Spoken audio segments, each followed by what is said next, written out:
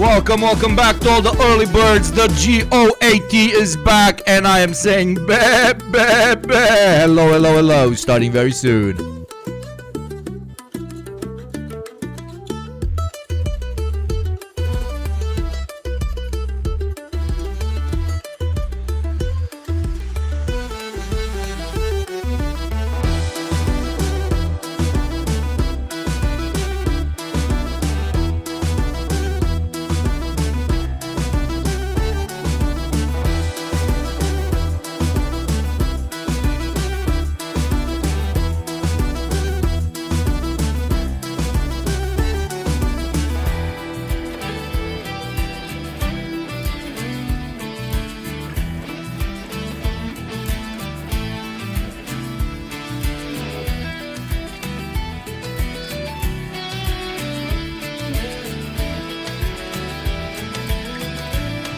Immediately, thank you very much to the OG of OGs, the one who is always here, the one who levitates over our souls and always keeps us in check.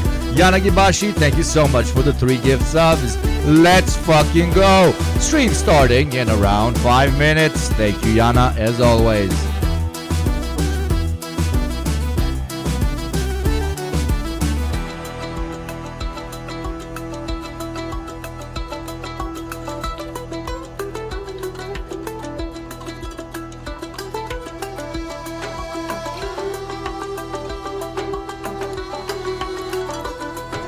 Sons of my bitches, the mother bitch over across the street. Hello, my beautiful Slav Romka. Thank you for the 100 bits. And hype train is already started. We haven't even began. Let's fucking go. Thank you very much by any means necessary. We are so fucking back. I'm glad to see I am not forgotten.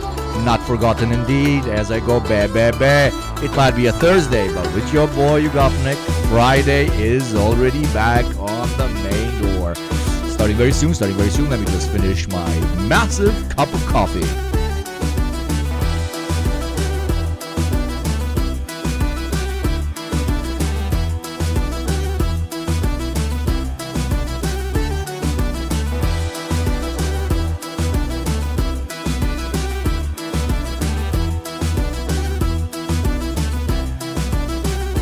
Thank you so much for John Brownie for the 250 bits. Thank you to 3 Dave for 200 bits, you fucking OG, real fucking Gunnar Israeli soldiers. And thank you to the OG of OGs, Noam Chomskusi, literally the best name in chat.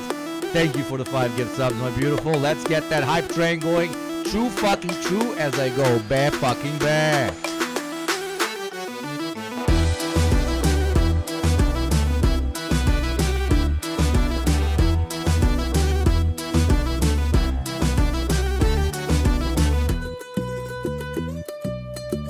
Thank you to the most original name of all time, username 128934 for the sub for the 5th month. Thank you very, very kindly. Level 3 of train complete. We'll be starting in 1 minute. In 1 minute, prepare to get your panties in a twist and your tongues very wet.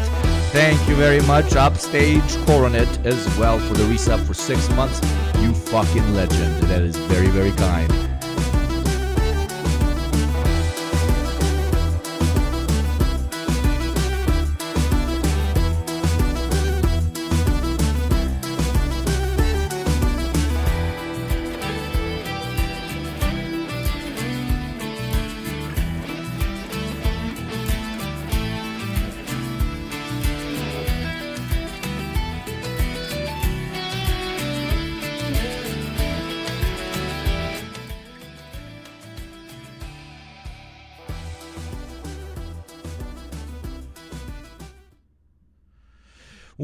Welcome everybody to this beautiful Thursday, which I will turn into a Friday for everyone who is joining me. Thank you very much for all the early birds as always. Hello Aholy Burns, hello Lulu Shia, and thank you very much for the sub as well.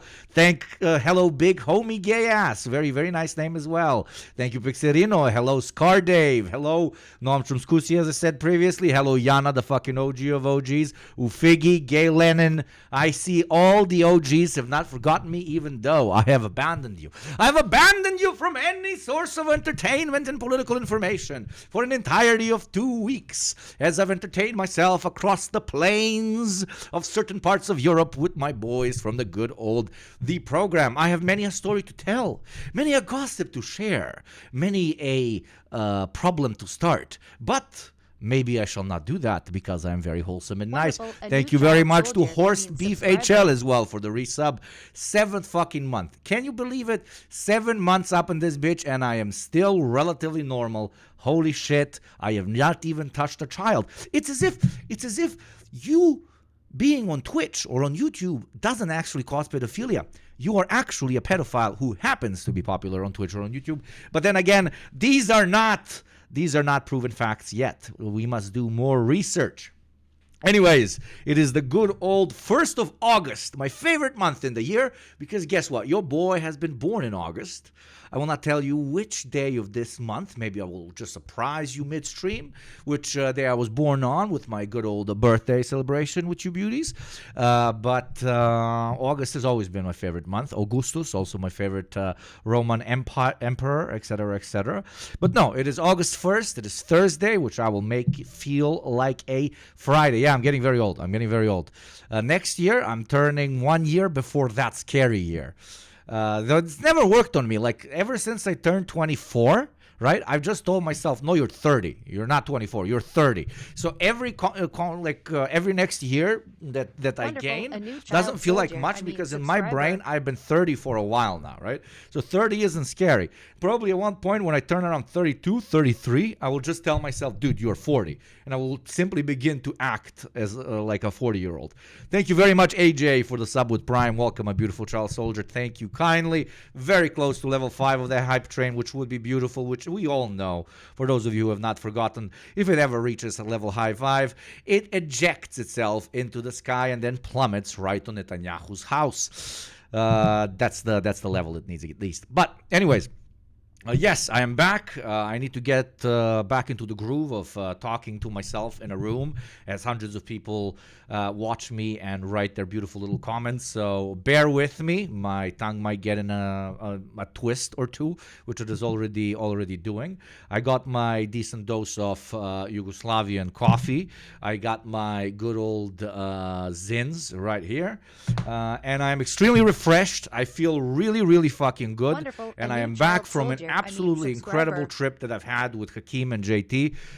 For most of you should probably know them. Those are my co-hosts over from the DEPROGRAM. And thank you so much, AJ, again. And thank you. Oh, my God. Thank you, guys. You're so kind. Thank you, Wonderful. Ian, for the resub for 6 months. Thank you, James Connolly's mustache, for the 3-month sub. And thank you so much, Dr. Sleepyfist, for the 5 community subs. And right now, the hype train is at level 6, which already means it's elevated itself into the sky in the name of the great Gunnar state of Israel, and it has proceeded to plummet in and out, in and out, in and out, in and out, in and out, in and out, in and out of our good old boy, bad old boy Netanyahu's grandpa ass fucking assholes. Why don't you stop by in Cuba? Could have gotten some cigars, man. Yeah, man.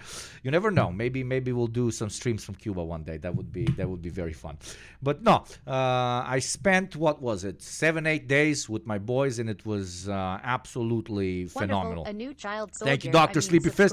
We're back, baby. Let's go. Yes, we are.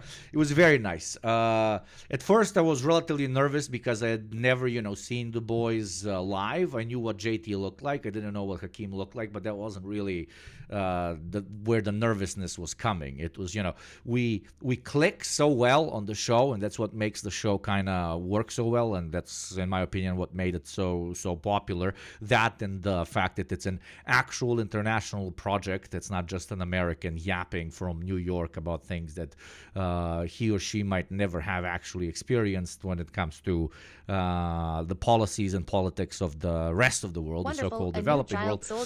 Those two reasons are why I think the show worked really well. But seeing them live, I was like, okay, what if the click isn't there when we touch each other's mustaches and little butts, and when we do the little hugs, and when we sit at the same table. Oh my God! Thank you very much, CMS, for the resub, and thank you to the Amira for the 62nd fucking sub.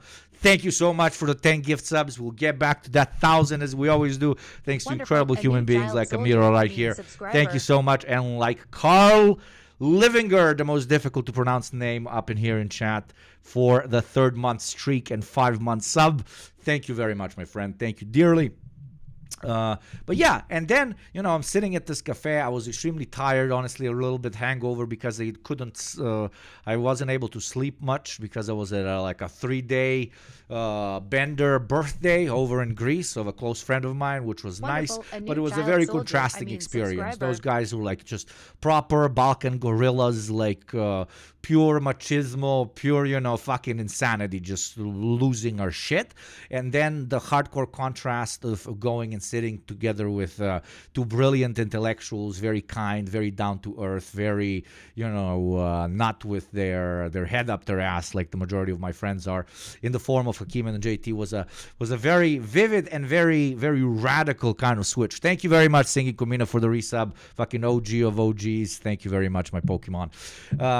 But then I saw them, so I couldn't sleep. I was around 24, 25 hours without sleep at that point when I saw Hakim. I was sitting at a cafe, and I had sat at that cafe for like 4 hours. All the tourists at this point were just giving me the death stare, like, get the fuck up, you've drank like 3 coffees, you need to leave.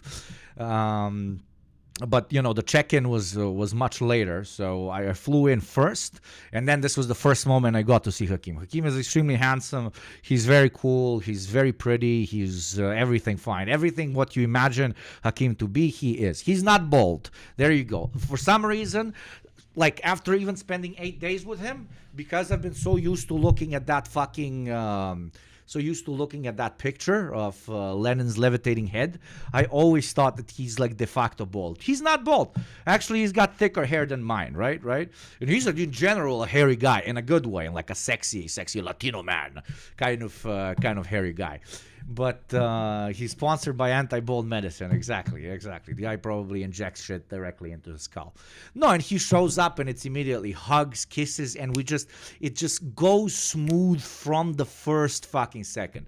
Later on, JT comes. He's visibly jet lagged, and literally as we meet, a bird flies over and shits on his bag. Something he proceeded not to clean all the way until he left back for the States a couple of days later. Another argument for why Americans are disgustingly dirty.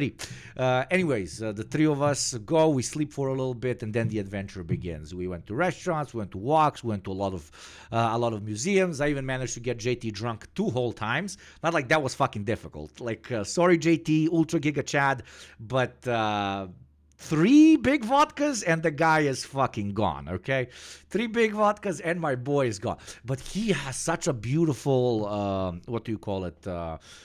beautiful drunk personality. He gets even more talkative. He smiles like crazy. He's like super lovable, He starts pinching cheeks. He starts hugging. He starts being super, super nice. So yeah, we saw a lot of history, and most importantly, we really got to meet each other. Like some, I don't know, off the cuff shit. Like Hakim is an insane foodie. Like he will eat anything and he wants to explore as much as possible. Well, JT is the complete contrast. He's like, he will literally, like, we would order something interesting and he would take it with his fork, he would lick it, and then he would go, not for me, right? Like the American white man's palate is absolutely incredible. He would like some chicken nuggets with some chicken nuggets on top with some chicken nugget sauce, right? I mean, we started the meme originally on the show, but him only eating chicken nuggets, and then you meet him and it's kind of the case. He doesn't like beer because it's disgusting to him. He doesn't like wine because he only can drink basically vodka with lemonade, okay? The most Texan man to have ever been born. We managed from time to time to get him to eat something actually interesting, but he is an American. But for an American, he's genuinely great, just like all the Americans here in chat. Hakim, yeah, insane foodie. The guy is obsessed with food. He's also like very much like a mother figure, not even that much a father figure. He's a mother figure in the best term, like when it comes to traditional gender norms, because he would clean up after the 2 of us nonstop. Like, I finish a drink and I put the glass on the table. And he's like, you're not going to use that glass anymore. I'm like, no, I'm not going to use the glass anymore. He's immediately picking it up, immediately washing it, immediately putting it away. He's putting things away all the time. He also all the time kept buying fruit and kept making us fruit salads. fuck you, I can't pick up now.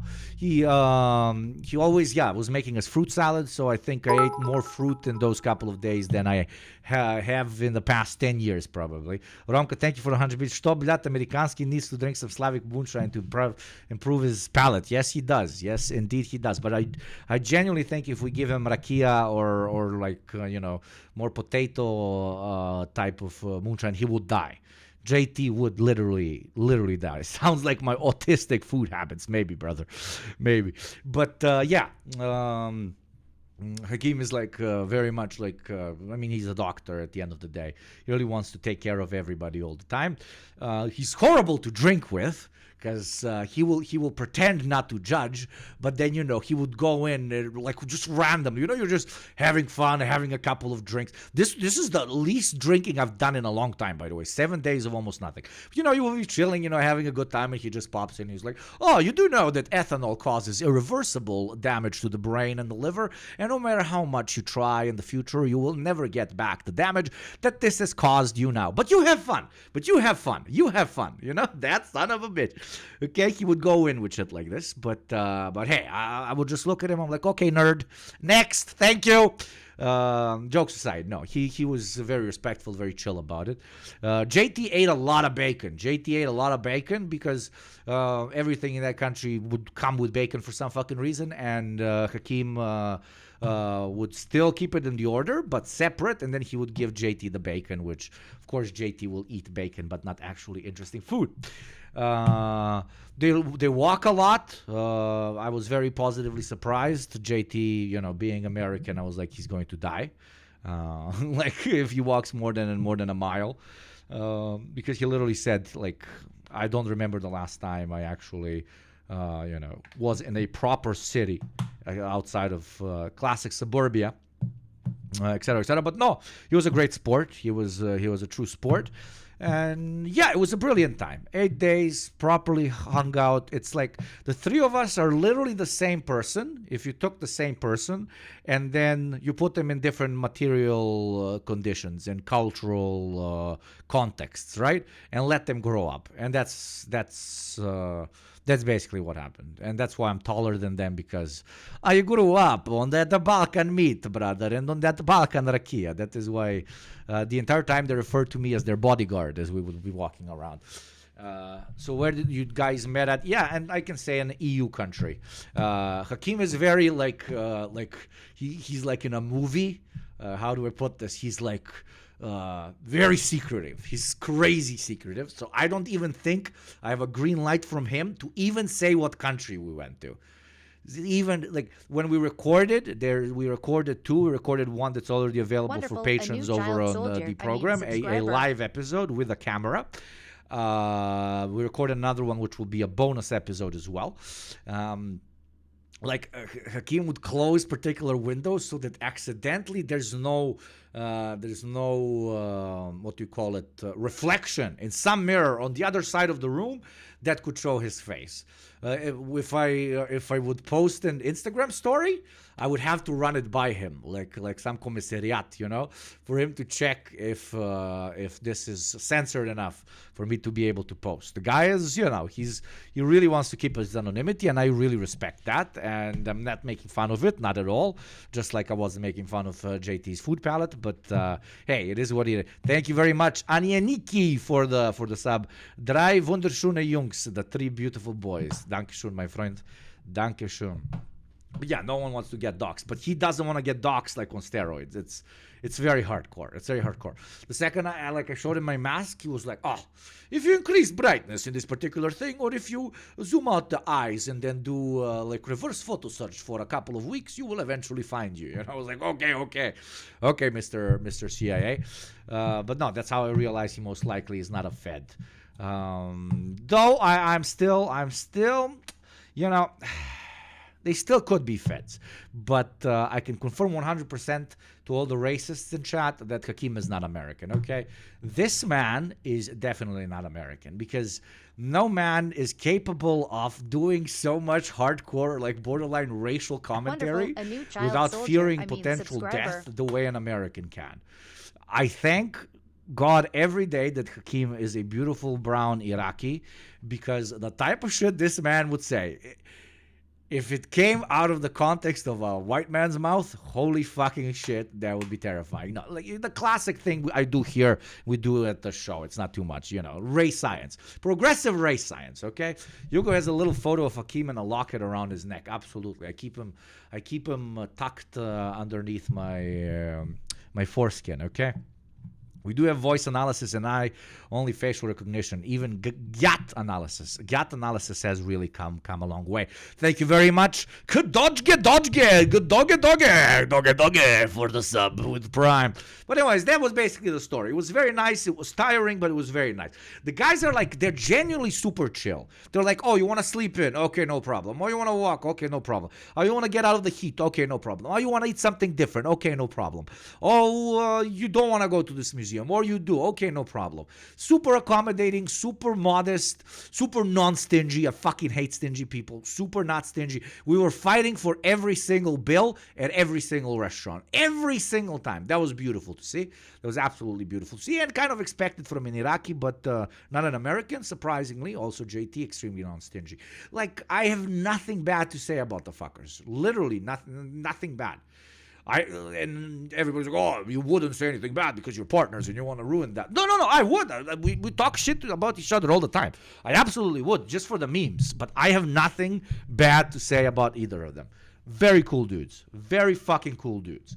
We are the same person, just grown up in different material conditions, and that's the small differences that we have between each other. But it's been the privilege of my life to be able to work with those fuckers, and now a privilege of my life to have met them. One of the best vacations, if not the best, that I've ever been on. Okay, the boys are really the boys. They are very cool. They are very, very cool. 3 brothers from another motherland. Exactly, my brother. Exactly. But anyways, you're not here to listen to this good old boy. By the way, I learned that good old boy is like Southern racists. And I'm like, holy shit, I didn't know that. Thank you very much, Romko, for the 100 bits. The one time that Lenin, Stalin, and Trotsky met up in a Vienna cafe. That's what it felt like, okay? We even LARPed a bit. We took serious, analog photos of, us standing to commemorate the moment. And we will most likely, print them out and write on the back, so that the historians have one day gotten access to it after Hakeem kills us because he's so fucking insanely, what's the word? When somebody's not afraid, but when somebody's irrationally afraid of things. Help me out here. What's the word? New child soldier. Subscriber. No. Paranoid. Yeah. Like, that's the meme me and JT kept bringing up. If we ever make something, Hakeem will kill us. Hakeem will kill me and JT, 100%. At the slightest inkling of a thought that we might betray, okay? Hakeem is cleansing on steroids. Hakeem will make Yagoda from the NKVD look like a fucking breakfast cereal, okay? This guy... That's why he needs to be put in a very important position, but not one that has executive power over violence. Because that guy, oh my God, Hakeem is the definition of we do not know how many people socialism has killed, but we do know that it wasn't enough. Okay, that is fucking Hakeem, okay? Thank you very much, Terrible Clark, for the sub. There has been an enormous Yugopnik-shaped hole in my heart for the past few weeks. Even so, glad you had a wonderful time. Thank you very much.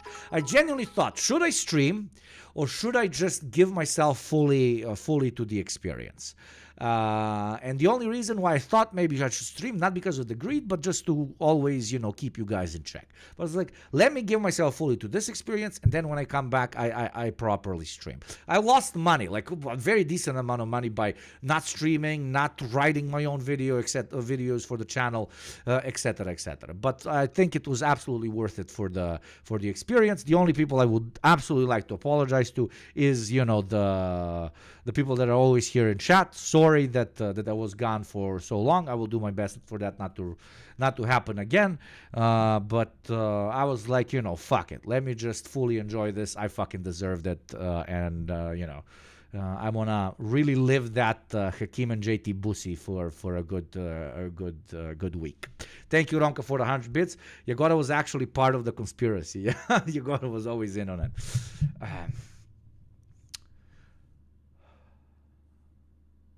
Meets two fellow socialists, makes revolution, kills them both, makes ball jokes, refuses to elaborate. It's okay, Hugo. He stopped the corporate grind. Yeah, no problem, Balkan Daddy. No worries, man. Okay, thank you. Had fun. That's what matters. Absolutely. And I need to make a better fucking travel setup for streaming. But anyways, that's it. Incredible time. Very cool two people. I can genuinely tell you from the bottom of my heart, if you listen to them, follow them, their heart really is in the right place. They really are doing it for the cause. They really believe what they're saying. They genuinely do. They genuinely fucking do. And at a high risk of potentially being disappointed by these dudes, I went to meet them and I came back somehow not with 100% respect towards them, but 110. Brilliant guys. Seriously. Thank you very much, Dio Comboy. Have a wonderful stream today. Thank you, Comboy. Thank you very much. I love when you come for me, boy. By any means necessary, thank you for 100 bits. Apologizing for taking a vacation. Your time in America impacted you more than I thought. True, right? True. No, I see all the streamers, when they go, abroad or something, they still stream. And I think that's also bad for them. That's not normal, dude. You're supposed to not stream? Talking to Hassan specifically, dude, just chill, yo. And you don't have to stream for 7 days a week. Chill the fuck out. You made the money. You influenced the cause. Live a little. It's okay. It's okay. Oh, with great power comes great responsibility. Yada, yada. I know everything you're going to say. But, dude, please, you're going to fucking brain rot yourself hard. Wonderful. There's absolutely no reason to do it all the time. Subscriber. You don't know anybody anything, okay? Thank you, Falcony, very much for the sub. Hassan is a maniac. I see the guy go to fucking Croatia or whatever on a yacht, and then he spends fucking time streaming. The fuck is wrong with you? Sit, enjoy the sea, swim, have sex, enjoy the pussy of your fellow comrades. Don't work all the fucking time, you fucking weirdo. It's super weird. Chill, okay? 5 times a week is too much, in my opinion. But lower it to 5 times a week. When you go travel somewhere, actually travel. He's addicted, like fucking coke, man. He's snorting he's snorting those streams super fucking hard. Because he's so used to that fucking high hitting him all the time. I fear that he might not be able to let go. And that's scary. And that is scary. Thank you very much, MFG, for the sub with Prime. And thank you, ZPH, both fucking OGs, bussy, for the subs. Welcome, my beautiful child soldiers. And thank you, Falcony, if I missed it. Thank you very much for the sub. And thank you, Lyra Cat as well. Thank you very much. Wonderful. But it's weird to stream as much as Hassan does. Nobody should stream that much. Nobody should stream 7 days a week for 10 hours. That's insane. It's not healthy, and it should be called out as that. And I'm saying that as a massive supporter and massive fan. Don't do this to yourself. The fuck are you achieving, okay? What, you want more growth? Oh, more subs. He's not in it for that anymore. He's got more money that he can spend, okay? Oh, I want to influence the cause more. You can with 4 to 5 streams a week. It doesn't have to be 7. You can with 6-hour streams instead of 10-hour streams. You'll still get the fucking proper clips to do the proper, radicalization. You'll still be able to cover the main topics you want to cover. You just won't spend 4 hours on brain rot fucking just watching content for no reason. And you will be far more relaxed to do more in-depth shit, etc., etc. Will you come down to Croatia, to the beach this summer? Oh, you never know, No, I have my fair share of traveling for the summer. I am not going absolutely anywhere. I am dedicating myself to this beautiful ass fucking stream and to my channel and to the pod, and now I'm on my fucking grind set, okay? Hardcore grind set. Do you think Hassan streams just out of boredom at this point, just grinding for the sake of it? I think it's the opposite. I think he's hooked. It's not the boredom, it's the high he gets. And then when he's not getting that high, can you imagine, I'm getting an insane high from 300 people listening to me live. You know how many? That's a lot of fucking people. Imagine 20,000 fucking people listening to you all the fucking time. And that ding, ding, the subscriber thing going. Ding, ding, ding. And then you saying something and it popping up on fucking news, dude. Actually changing the world, dude. Okay? Beautiful. Because I really like what he does. But you can't do that non-fucking stop, okay? Fucking presidents chill the fuck out for a second. They do it 10 days, 10 hours, 7 days a week. 10 hours, 7 days a week. That eventually breaks something. No matter how much of a maniac, and he's a maniac in the best of terms, no matter how much of a maniac you are, that eventually breaks. That eventually fucking breaks. And I don't want to see that happening. So chill the fuck out, dude. If you're watching this, chill the fuck out. Okay? Relax. You know, he's at 30K. Okay? Yeah.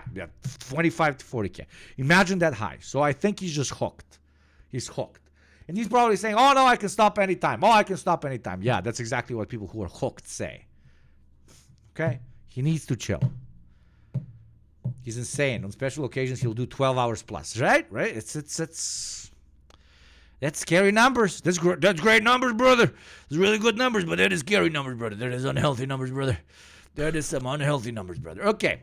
So you're not here for me to listen to me talk about thank you very much, Caberspilla, for the community sub. Thank you very kindly. You're not here to listen to me talk about my vacation, my anal sex with JT and Hakim. You're here for me to cover relevant. There you go. I forgot English. Me no speak London language very much, ka. You go for someone who streams almost 24/7. Hassal is still consistent and hasn't gotten Wonderful. the RV brain rot. Yeah, it's impressive. The guy's fucking. This guy's. I'm done. I'm not going to give him any more fucking compliments because it sounds like a fucking dick riding and I have nothing to gain out of it, okay? But objectively, like, yeah, I would have lost my mind at this point. That's all I'm saying without it going into full fucking glizzy mode 5000 here, okay? Anyways, thank you very much, Liz Kist, fucking one of the OGs here in chat for the 7th month. Fucking legend. Can't believe it's been 7 months and I still can't. There you go. Like, I guess I'm jealous because I'm fucking streaming 30 days. I have not been able to stream for 10 days a month. Okay? For 10 days a month. I stream max 10 days a month. I'm the opposite. And I stream for 3 to 4 hours when I stream. Okay? I am the opposite. I am sleepy streamer. Okay? Grind set is for bitches. Okay? I'm min-max. I'm min-maxing the streaming shit. I'm min-maxing the shit out of the streaming shit, okay? Minimum time, minimum days, living viva la vida loca, okay? Hassan out here making all that crazy money, can't even spend it on a yacht, okay? Me over here making average money but having enough time to swim in a yacht, okay? Let's fucking go. Thank you very much, Kuramka, for 100 bits. While we need Hassan to convert red libs and Mensheviks, we honestly need a full-on tanky streamer that does it as often and is as popular. Hey, you're looking at the motherfucker, okay? I'm a professional tank driver, baby. But, yeah, I need more discipline, I guess. I enjoy life too much. Even though I also, like, this is probably the most interesting thing I can do with my time. And it genuinely feels the most interesting. But the fucked up thing with me, if I can be candid, is sitting down and starting it. Once I started, I don't want to stop. But actually starting it gives me still to this day, gives me a very weird, innate sense of anxiety. It's fucking strange. It's very, very strange. But yes, EP grind set. Very EP grind set. By the way, that's how JT says sleepy. He says EP. Okay. So, now that we're back, we are going back to the classics of classics. Welcome to Depression Now, depressionnow.com with Amy Badman, brought to you by the War and War Report. But before we start that, we must take a message from our sponsors. Hello, who's calling? Oh, Jeff Bezos. Hello, my old friend. What? You must play an ad in 2 minutes? But no, my friend, I am on fire today. Do not interrupt me this way. Oh, you say I can use that to also plug people into becoming subscribers while telling them that they can avoid watching ads for only $6 a month or for free through Prime? Or by gifting it to somebody less privileged than them? Holy shit, I didn't know I could plug things like that. And when is the ad going to play? In exactly 1 minute and 30 seconds. Thank you very much, Jeff Bezos. Hi, guys. I'm really sorry. That was Jeff Bezos on the phone. Just reminding me that an ad will play in 1 minute and 30 seconds. An ad that you do not have to ever watch if you become a sub for YugopnikTwitch for $5 a month or for free through Prime. So the choice is yours. Support great Jeff Bezos by watching his ads, or support great Jeff Bezos by giving half of the money to Yugopnik. The choice is yours. That was not a bad one, okay? 10 out of 10s. Okay. Okay, let me take this fucking cocaine. Oh, I mean this fucking zinina.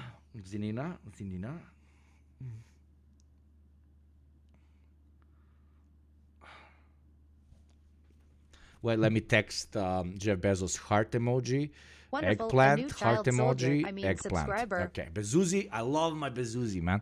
I love my Bezuzzi. The one billionaire we're not killing because he's single-handedly funding. He's unironically, like, by creating Amazon. Once we nationalize Amazon, that like we will use half of the shit when it comes to organizing labor, but not exploiting it. Amazon has already created like a centralized economy. Okay. We just got to adapt that to the state level, unironically. So thank you, Comrade Bezos. You will be remembered the way some old kings are remembered. You know, we will say monarchy bad, but you were one of the good ones. Also because you funded Twitch, which I love you for. Thank you very much, Kensvelo. Isn't that a clothing brand? Kensvelo, Velo, Kens, something like that. Thank you very much for the 4th month. Thank you, beautiful. Welcome to Democracy Now!, democracynow.org. The War and Peace Report. I'm Amy Goodman. Israel says it's confirmed. Welcome to Depression Now, depressionnow.com. I am Amy Badman, brought to you by the War and War Report.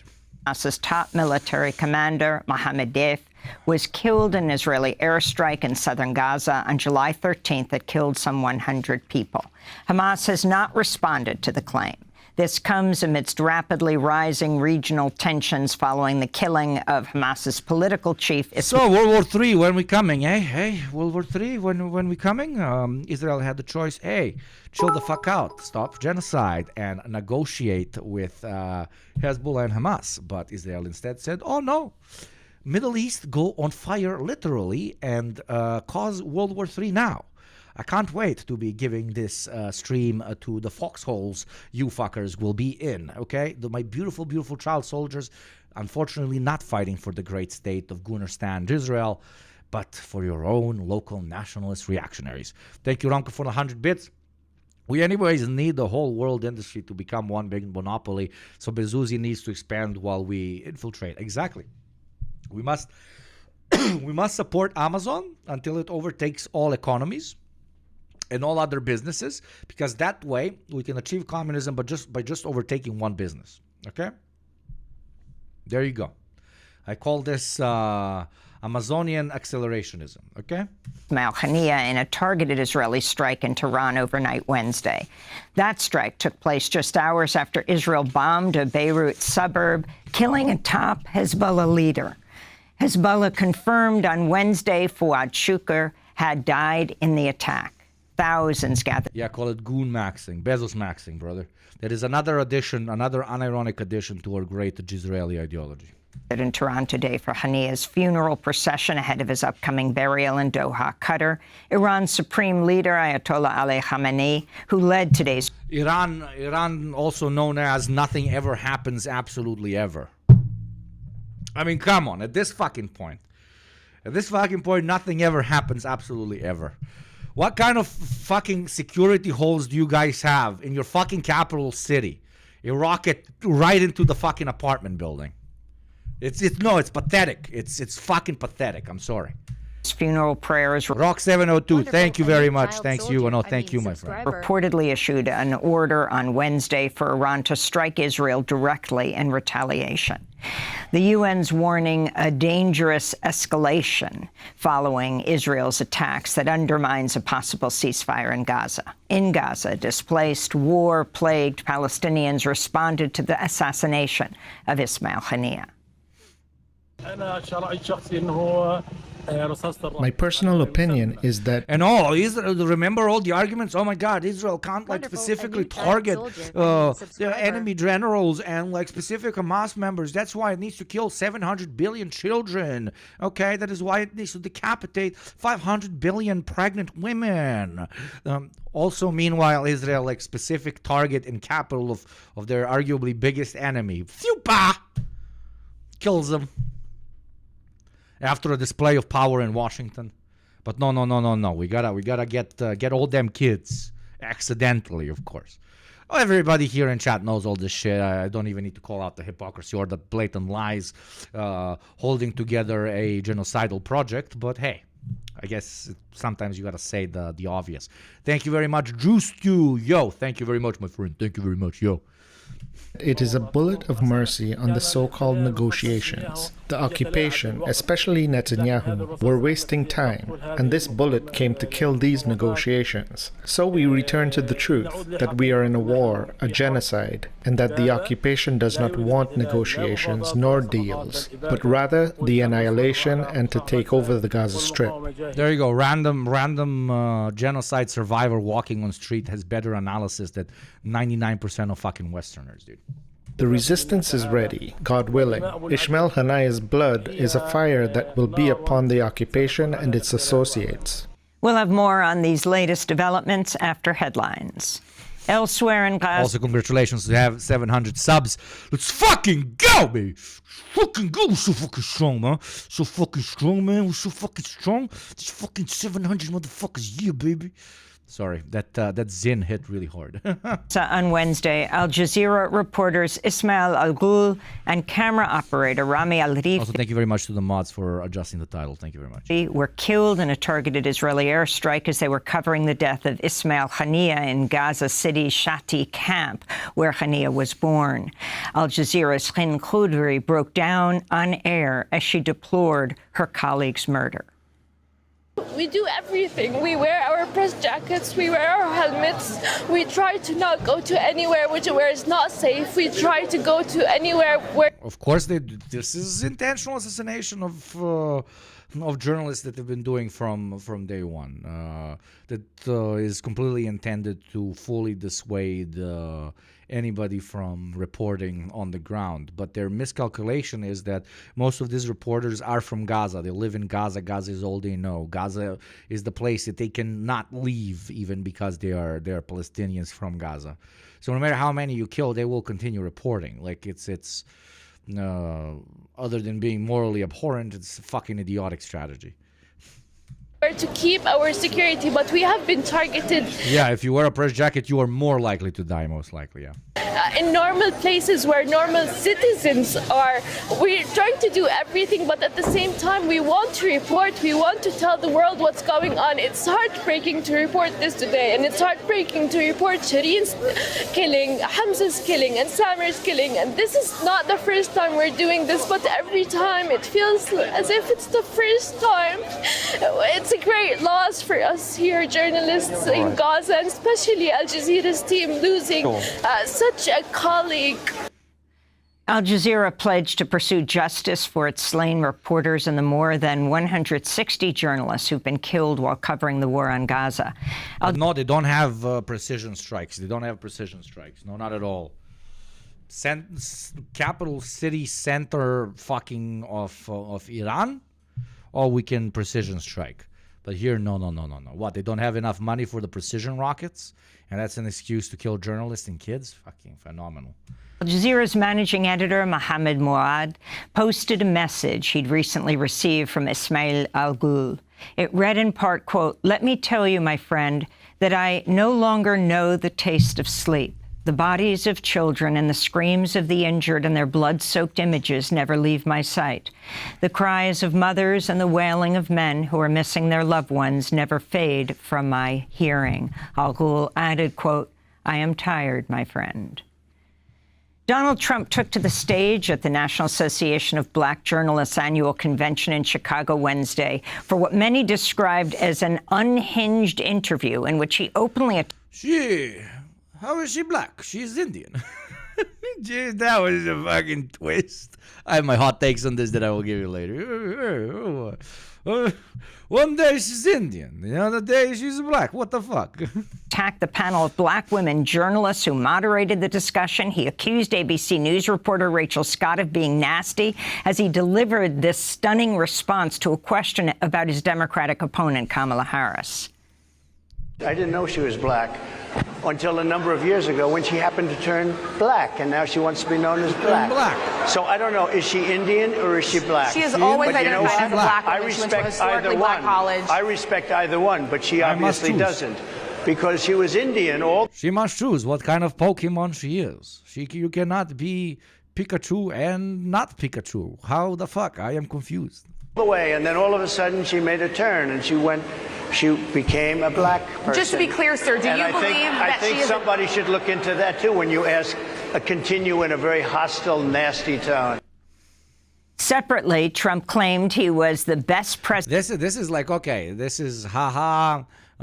He doesn't understand that race is not just a binary, etc., etc. But Wonderful. A new child soldier. you need subscriber. to remember all of this comes from like hardcore PR vetting, and this is his first address, kind of at Kamala being his new running opponent. So my hot take on why they took this direction, I didn't expect him to immediately address the race question from the get-go. But my hot take is just a continuation of the last 5 to 10 years of the kind of Republican pitch towards Black American communities, and that's, hey, they've always taken you as a token. They just promised, the Democrats just promise during elections, and then they completely forget you after they win, which is true, but it's fucked up for it to be coming from a Republican who represents a party that cares even less. But it's harping on the hey, they're tokenizing you constantly, and now they place a candidate that they're harping on being black, but they're harping on her being black only because they can get more votes out of you. They're tokenizing her identity, and him playing with, oh, yesterday she was Indian, today she's black. That's only because it's in the interest of the Democratic Party to potentially get more black voters. So you need to vote for the Republican Party if you are against this continuous tokenization or whatever you want to call it. That's the basic pitch, and that's, I think, kind of the direction they're going in. They didn't go in the direction she bad because she black. They went in the direction she actually not black. So black voters, they're just fucking around with you. They're in no way there to represent your interests, right? They just want to manipulate you into voting for them, which is, again, that is correct. That is absolutely correct. They're weaponizing Kamala's ethnic identity just like they did Obama's, et cetera, et cetera. But we need to remember that, again, this is coming from a fucking Republican, which, same sides of two coins, but arguably a much shittier side of the same coin. So while the analysis is correct, they're basically like, hey, the fascists are using you to get into power. Don't vote for them. Vote for us, and we will do the same. Yakubian technology strikes once again. Indeed. Trump was wild. I don't know who thought that interview was a good idea on his team. We'll see in the long term. It can, send a message that can feel relatable to minority groups that are disappointed in the Democratic Party. There's also this relationship to blackness in the U.S. around purity and whatnot. Americans consider anything mixed with black to just be black. They didn't consider Obama to be half white. Yeah, absolutely correct. But even back in Obama's day, I remember, some black Republicans would make the pitch, he's not the first black president because he's biracial, et cetera, et cetera. Just America on race is unhinged as always, but they're playing on it. A lot of Republicans are criticizing him for that not being potentially the proper strategy, the proper approach, but him even more harping on the, hey, she's just a diversity hire, basically the DEI shit, is again sending the message both to the whites of the United States, but minorities as well, that the Democrats will simply put a facade of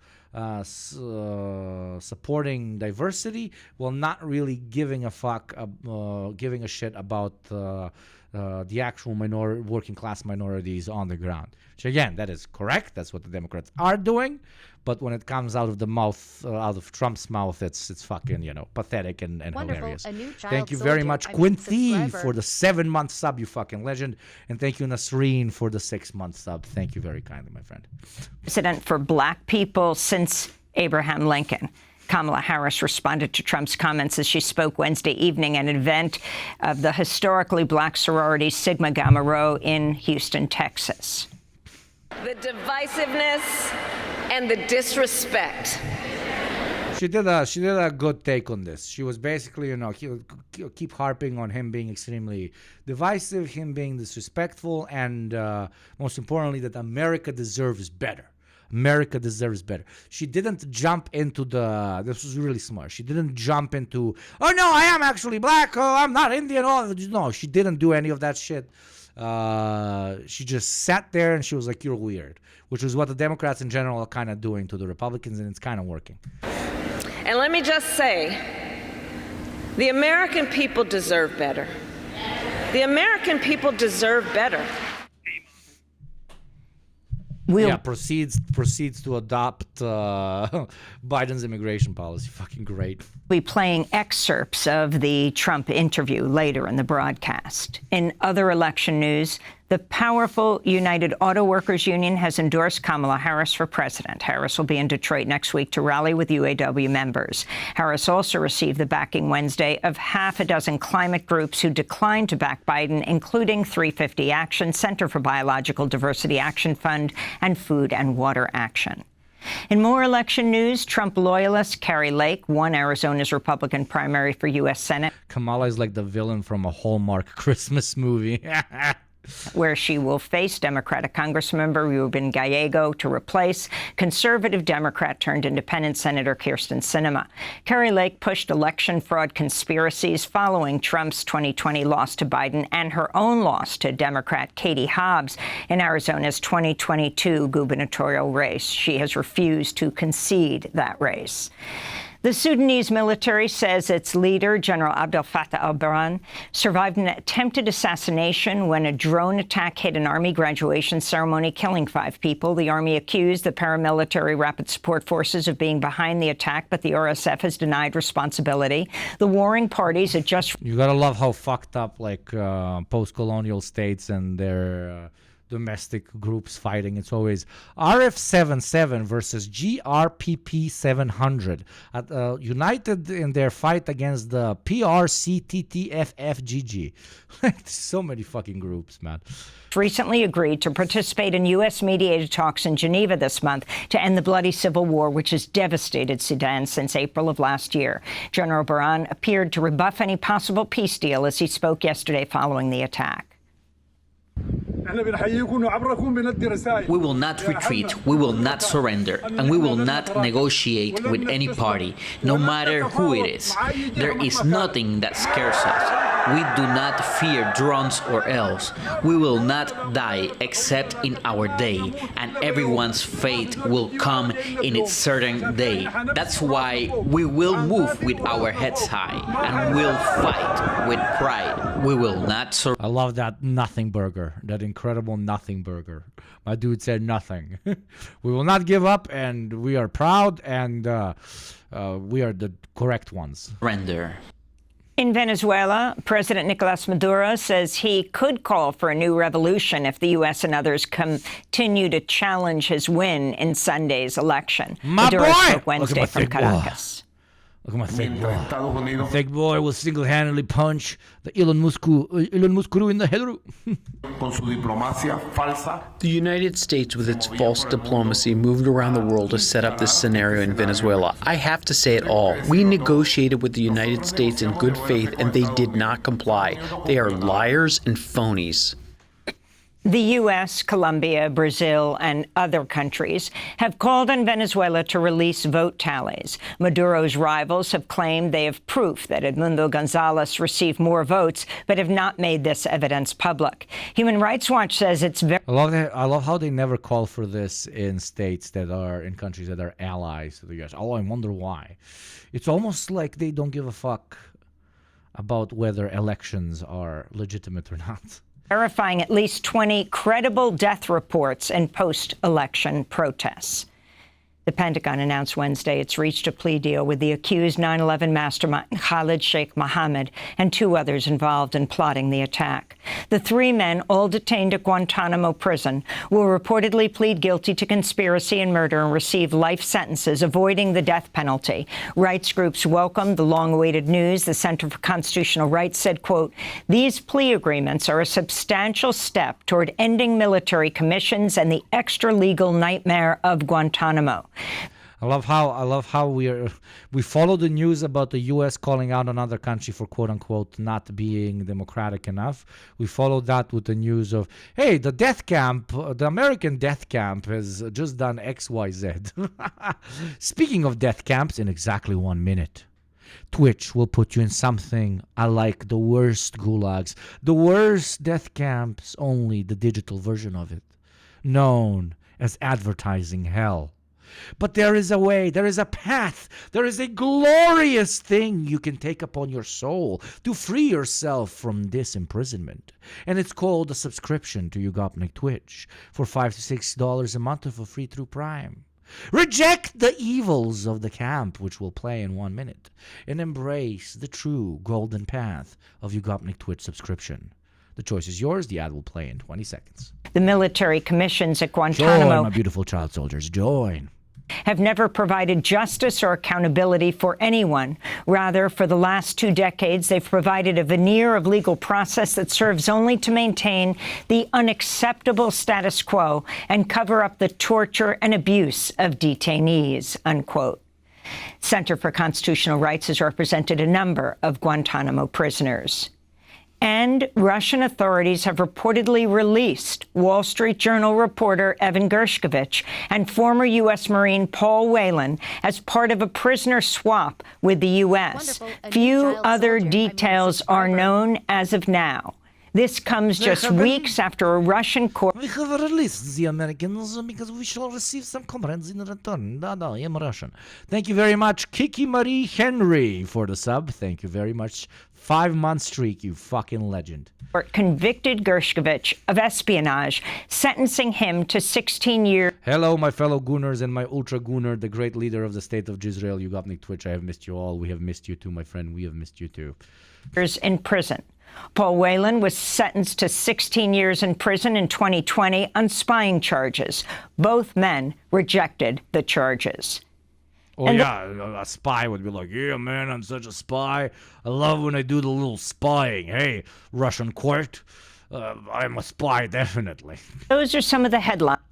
Remember that prison the U.S. has in Cuba that Obama said he'd close? Yeah, we sentenced some guys to life in prison there. So we'll just have to keep it open. American democracy and freedom. Yes, let us also bomb Venezuela and iPhone Vuvuzela.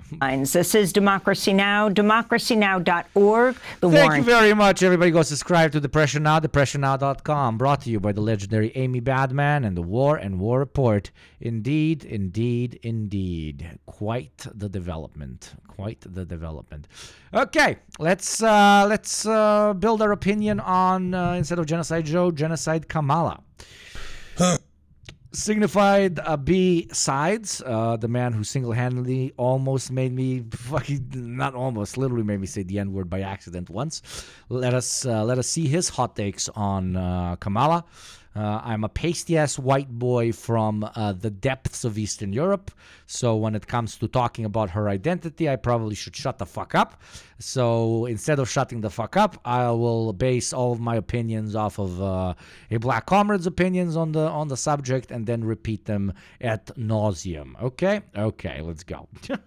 All right, we've been having a little fun lately. We are just getting back from the biggest Tekken tournament in the world, where I proved to the world, hopefully, I really like that when it comes to Tekken. Like anybody else that's not a pro, but any pros out there, fuck it. Anybody that's froggy, you want smoke, come holler at your boy. Unfortunately, I love some Tekken. Other really important things Tekken. I was always the while tiger I was in guy. Vegas, Kickboxing tiger and we guy. got to talk about that today.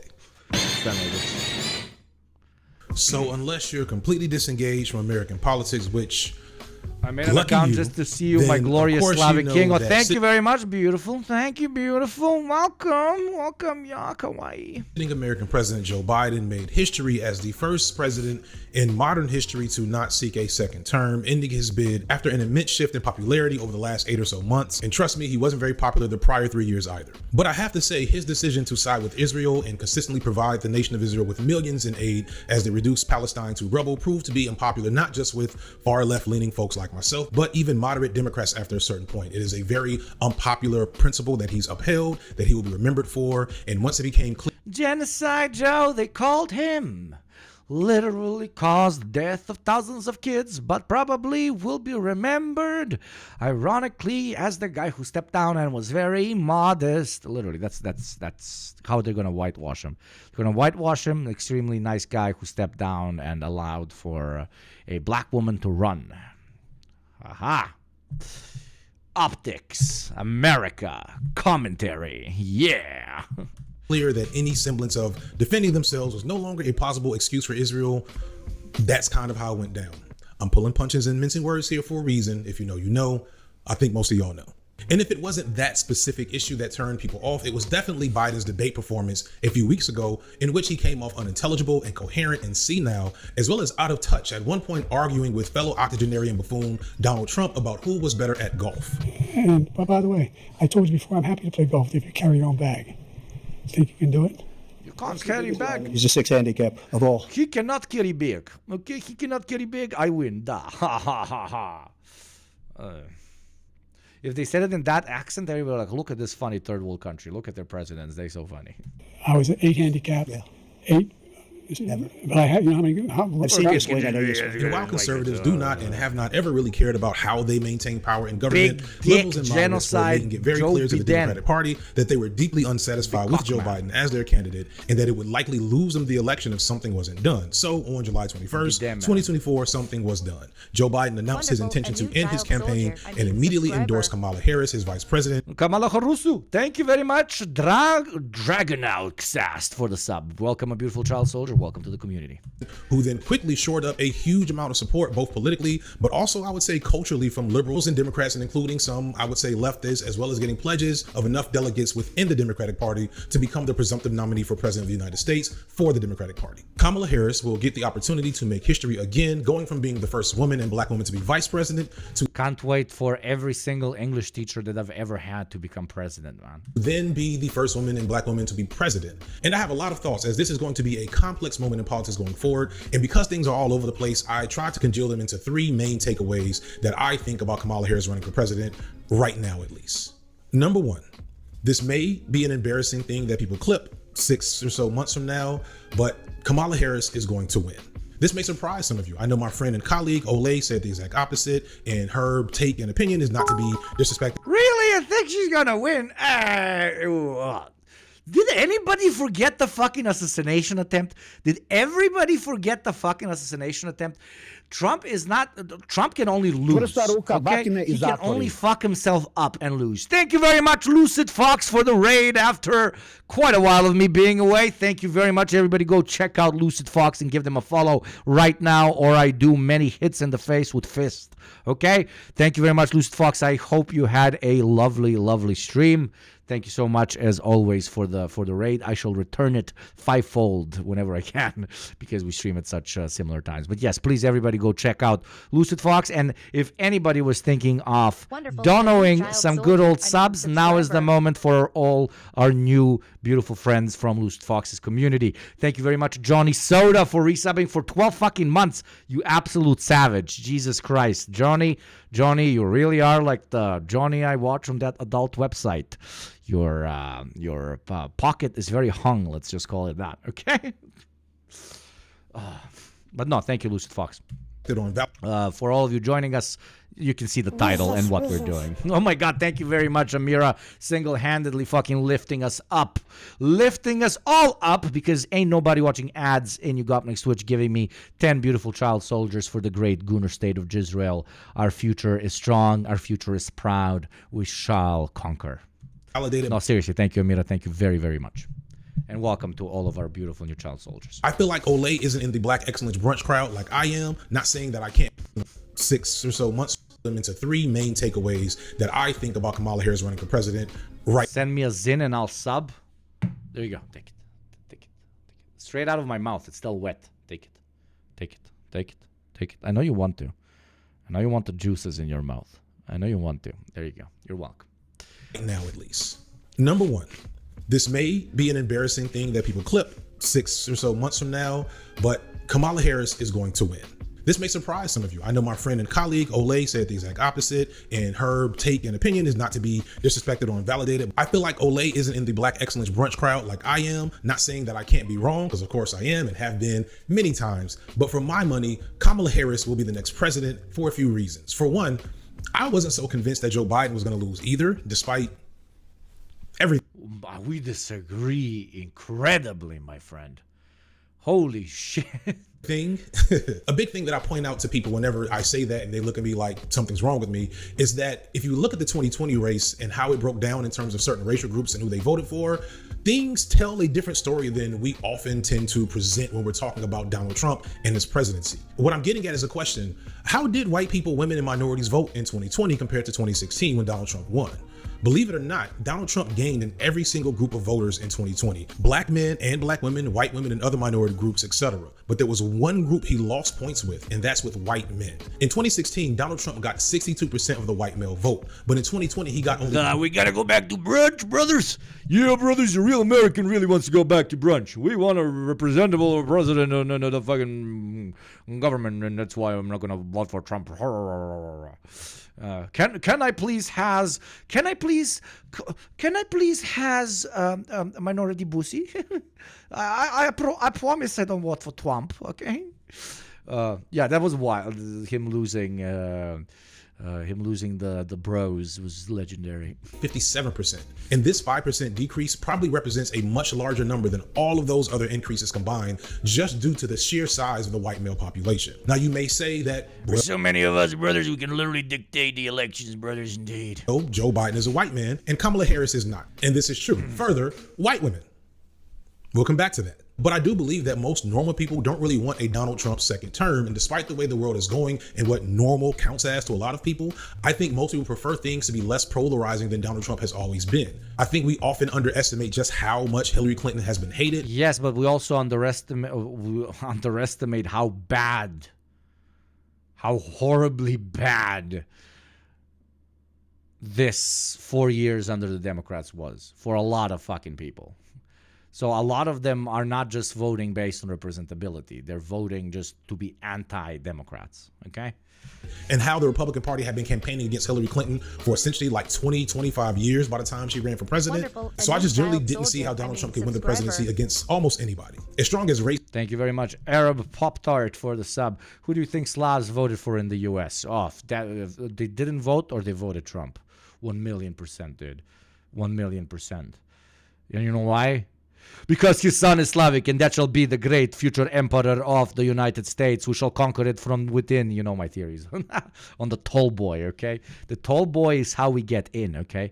The tall boy is how we get in, and we balkanize everything. Okay? Wonderful. A new Our revenge shall be enacted by the great tall emperor, okay? Racism and sexism and all the other isms are in this country. Thank you very much. The communist Statom for the sub with Prime. Welcome, a beautiful child soldier. Our numbers swell as we march towards our promised Israeli state. White people, in particular, outside of rural areas, find Trump repulsive. This is why Trump only holds rallies in places where you can buy an AR-15 at Walmart and never in major population centers. I think if Kamala picks a milquetoast straight white man as her running mate, as one of my peers, Big Joe, said, one of these guys straight out of central casting, much like Obama did with Joe Biden, then she will easily shore up the liberal vote. Her cop background will play well with most normal folks. And then we just have the racists and misogynists to worry about. And they were most likely Republicans to the core anyway. She already raised like $80 million in one day for a reason. And I predict something kind of like how Obama was in 2012, not 2008, because that will never be repeated. But 2012 Obama is definitely a plausible outcome from my perspective. And that is partly because of this second major thought I have. 2, the Black Excellence Brunch crowd is about to go ham. Do y'all still say go ham? Crash out? Is that the Black Excellence Brunch crowd is about to crash out? They're gonna get hard. Can we go back to going ham? I'm old. Y'all made fun of all my selfies. Y'all don't love me. I have come to call a certain population of pro-black, but also very pro-capitalism and pro-respectability politics, pro-status quo black folks with a little money and education as the Black Excellence Brunch crowd. Think LLC Motivation Instagram, Earn Your Leisure podcast, white parties, hookah lounges with Holy shit, I need to catch up on my American lore. I thought that was an exclusively white behavior, okay? I did not know there is a whole subsection of the brunch crowd, also known as the Black Excellence people. walls, you know, Atlanta. I got this term from Think Peace Tribe's short film, Black Excellence Brunch, which you should all go watch. And you should also watch Think Peace Tribe. Hillary was uniquely bad. Picking someone that distrusted was moronic. She also was dumb enough to not campaign in half the swing states. Yeah, back then, that's what I'm saying. The Democrats lost. It's not that the Republicans won. The Democrats lost with the Hillary pick and with everything that fucking Nimrod did, right? Now it's the other way around. The Republicans have an election to lose, okay? And they're slowly doing that. The recent racial comments, the pick for VP, etc., etc. They didn't even milk the assassination attempt so much. But I still think they have a lead. I still think they have a lead. Thank you, the chai maker. We love our chai up in here for the 3rd month streak. Thank you very much. And thank you very much, Eagle M16, baby. Let's go, Patriots in chat for the chat. Yut. For the 3 month as well. Welcome, my beautiful. Anyway, bro, it's amazing. Anyway, Kamala is emblematic of what Black excellence is in America. And I don't mean this in a good way, because I don't believe in Black excellence as a positive concept. She is an HBCU grad with significant political ambitions and did what it took to realize those ambitions, even if it meant trampling over her own people on the way to the top, while also presenting to the world as if her actions were in service of those people. To me, that's what Black excellence really is under capitalism and white supremacy. Black elites and a few petite bourgeois Negroes, people who have access to administrative white power centers and make themselves rich and powerful among Black people, usually by managing the rest of the niggas, whether it be... You might underestimate how much Republicans have no attack strategy for Kamala. Very, very, very possible. But I'm not underestimating that, my friend. I am saying they have an election to lose. I'm not saying they're not going to lose it, but they do have an election to lose. Depending on how they react, how they bounce off of Kamala, that's going to dictate how this election goes. Putting them in jail or creating imaginary banks for us to put our money in, thinking we're using a black bank, but it's really a white bank with a red, black, and green sticker on it. I talked about all this, which is in the political sense also what Kamala is, okay? It's a coat of paint. In depth in my Truth About Black Conservatives videos. You should check them out for a full explanation. So you're probably hearing me say this, and you're probably saying, well, FD just hates black elites and black high achievers and black people with money and whatnot. And no, that's not true or accurate. I don't hate anyone. I don't hate a lot of people. And I don't think too many people are beyond the pale or trying to engage with or even build with if certain conflicts and issues can be ironed out. I'll be critical, but that doesn't mean that said criticism is permanent. Otherwise, I wouldn't be where I am right now, because I am very much a product of the Black Excellence Brunch crowd. I am a well-paid HBCU grad living in Atlanta. The call is coming from inside the room. I'd be a complete hypocrite to act like I'm above the same criticism I'm putting out here. I think about leftist figures like No Name, who was once dragged on Twitter for saying that we need capitalism, and years later she's one of the most prominent black leftist voices out there. And while I don't have a lot of hope for pulling Kamala over to the left, maybe it's possible for Killer Mike, who I bet ain't even gonna support Kamala though. Like, y'all watch Killer Mike is real quiet during all of this. It's gonna be interesting. But anyway, we gonna see. Back to the topic. This is important because if you're black and you're watching me, you're either similar to me and in recovery from the Black excellence grift, or you're very much out of that grift and not at all tolerant of the Van Joneses of the world who are about to lose their shit over Kamala for the next few months. I'm talking about the divine non-establishment entities, tons of black influencers and notable figures. Beyonce, I heard, have already started to show out. There was a call of 44,000 black women that raised over $1 million in one night for Kamala. Holy shit, thank you so much, Posty Partas and Depression, for the 12-month sub. You absolute psycho. Thank you so much. Thank you. Believe it or not, a true child soldier in and out. You subscribe for so long, you might not even be a child once we go to war for the great Israeli state, okay? Wonderful, a new child soldier. And thank you to Lil Squish for 6 months in tier 1 as well. Jesus Christ, you all are going to grow up before I have you marching, okay? Because some of y'all still struggle with certain biases. The same thing happened with black men a day later. Actually, let's get into that real quick. There are going to be a bunch of articles about how black men are not going to support Kamala Harris for president because we're just so patriarchal and deserving of our own version of white supremacy. No, yes, that as well, but I think, wait, the microphone is escaping. Oh my God, where's my microphone going? Shit.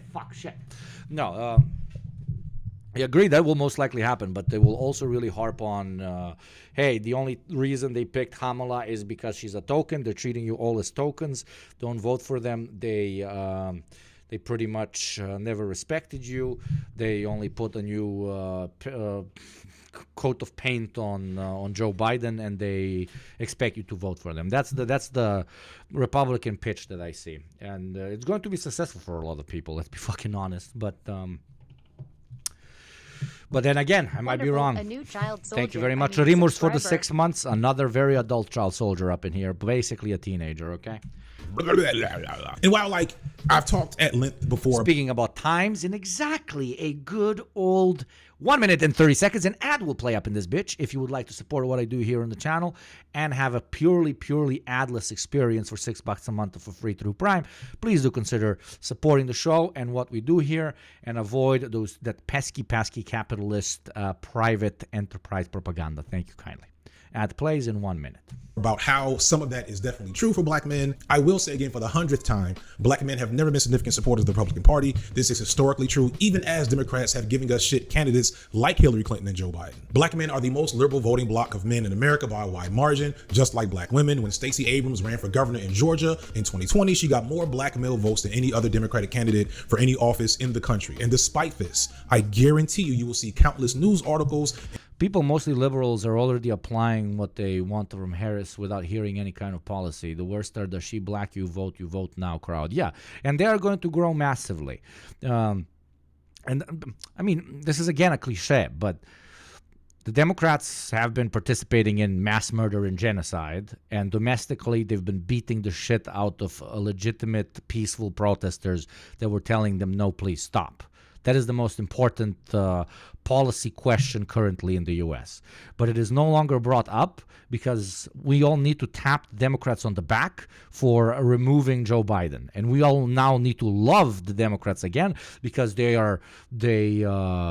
really accepted and took the L and sacrificed Joe Biden to the butthole of history.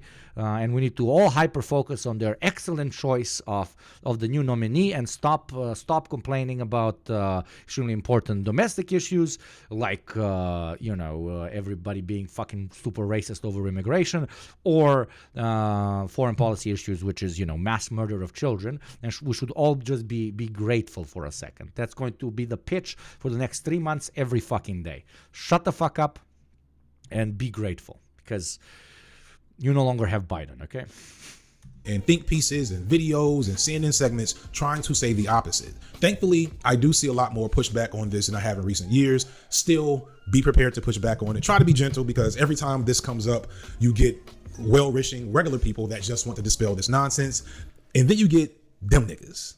And by them niggas, I mean black conservatives overall. Republican parties are about to bring Candace Owens out like Stone Cold Steve Austin with a steel chair. She is going to be everywhere saying the most misogynistic, anti-black shit possible because this is her time. This is her moment. But along with her, you're also going to see the activation of the black manosphere because, that would be stupid. That would be so fucking stupid. They're probably going to do that. FDR knows more about this than me, so I'm not acting all fucking smart here. But that would be stupid. The Republicans should really harp on the fact that they're taking you, the black man, for granted.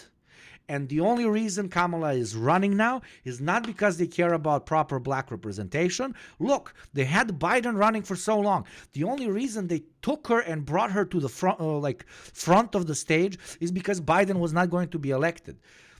You guys were plan B. Black people were plan B. You were plan B. That's what the Republicans need to harp on.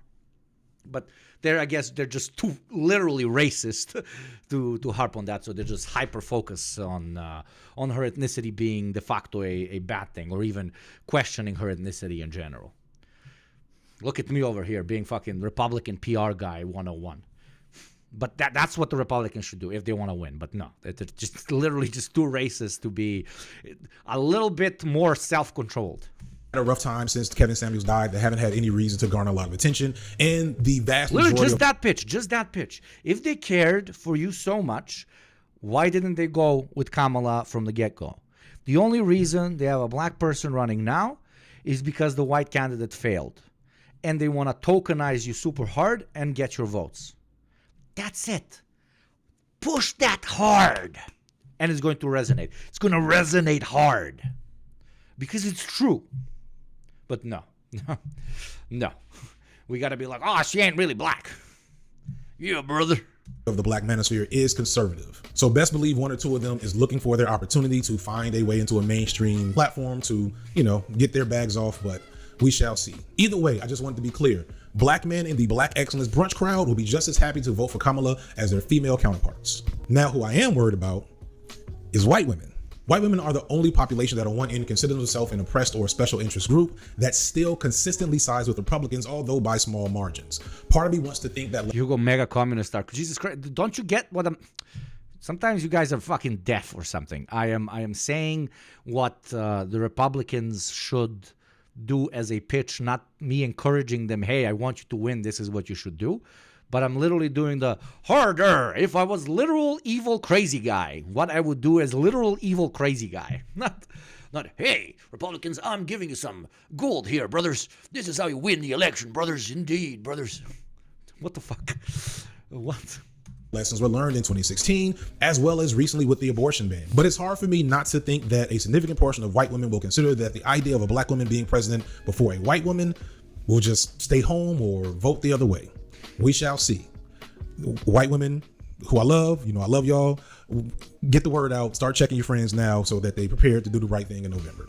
But getting back on topic, Kamala presents a lot of interesting conversations to the Black Excellence Brunch crowd. For one, she's biracial, but without a white parent. Kamala's father is Caribbean and her mother is South Asian. She looks and presents black. She went to an HBCU, so only goofies would not refer to her and see her as black, but goofies do exist and often have YouTube channels. Further, you can't deny that her lighter skin will have been of great benefit to her throughout her career. She is also childless and married to a white man, to whom she is a stepmother to 2 adult children, one of which I'm pretty sure is gender non-conforming at a minimum, but that's hearsay. Now, in the Black Excellence Brunch crowd, all of this isn't that odd. A lot of us have an auntie just like Kamala, but it does create some distance in comparison to, say, a Michelle Obama, and how the black community has still, despite our changes in opinions about the Obamas over the years, greatly supported Michelle Obama. There's a really popular TikToker I enjoy called Machiavelli, who had a useful take on how further left black folks should probably respond to Kamala at this point in time. Thank you, J-Tide. JT, is that you in a mask? Thank you very much for the sub. Exactly what I would. There, I have nothing to add. That's, white American women being white American women. And they knew that potentially we'll lose quite a few of them by putting Kamala at the forefront. But then again, the type of white American woman that was already going to vote for Trump was already going to vote for Trump. So not that big of a loss. Expect a respectability politics black person who is a prosecutor, who has political aspirations. She moved exactly how you would move in that situation. And I hate to break it to y'all, the way you move in that situation, especially if you want to get into politics, politicking, you can't be for.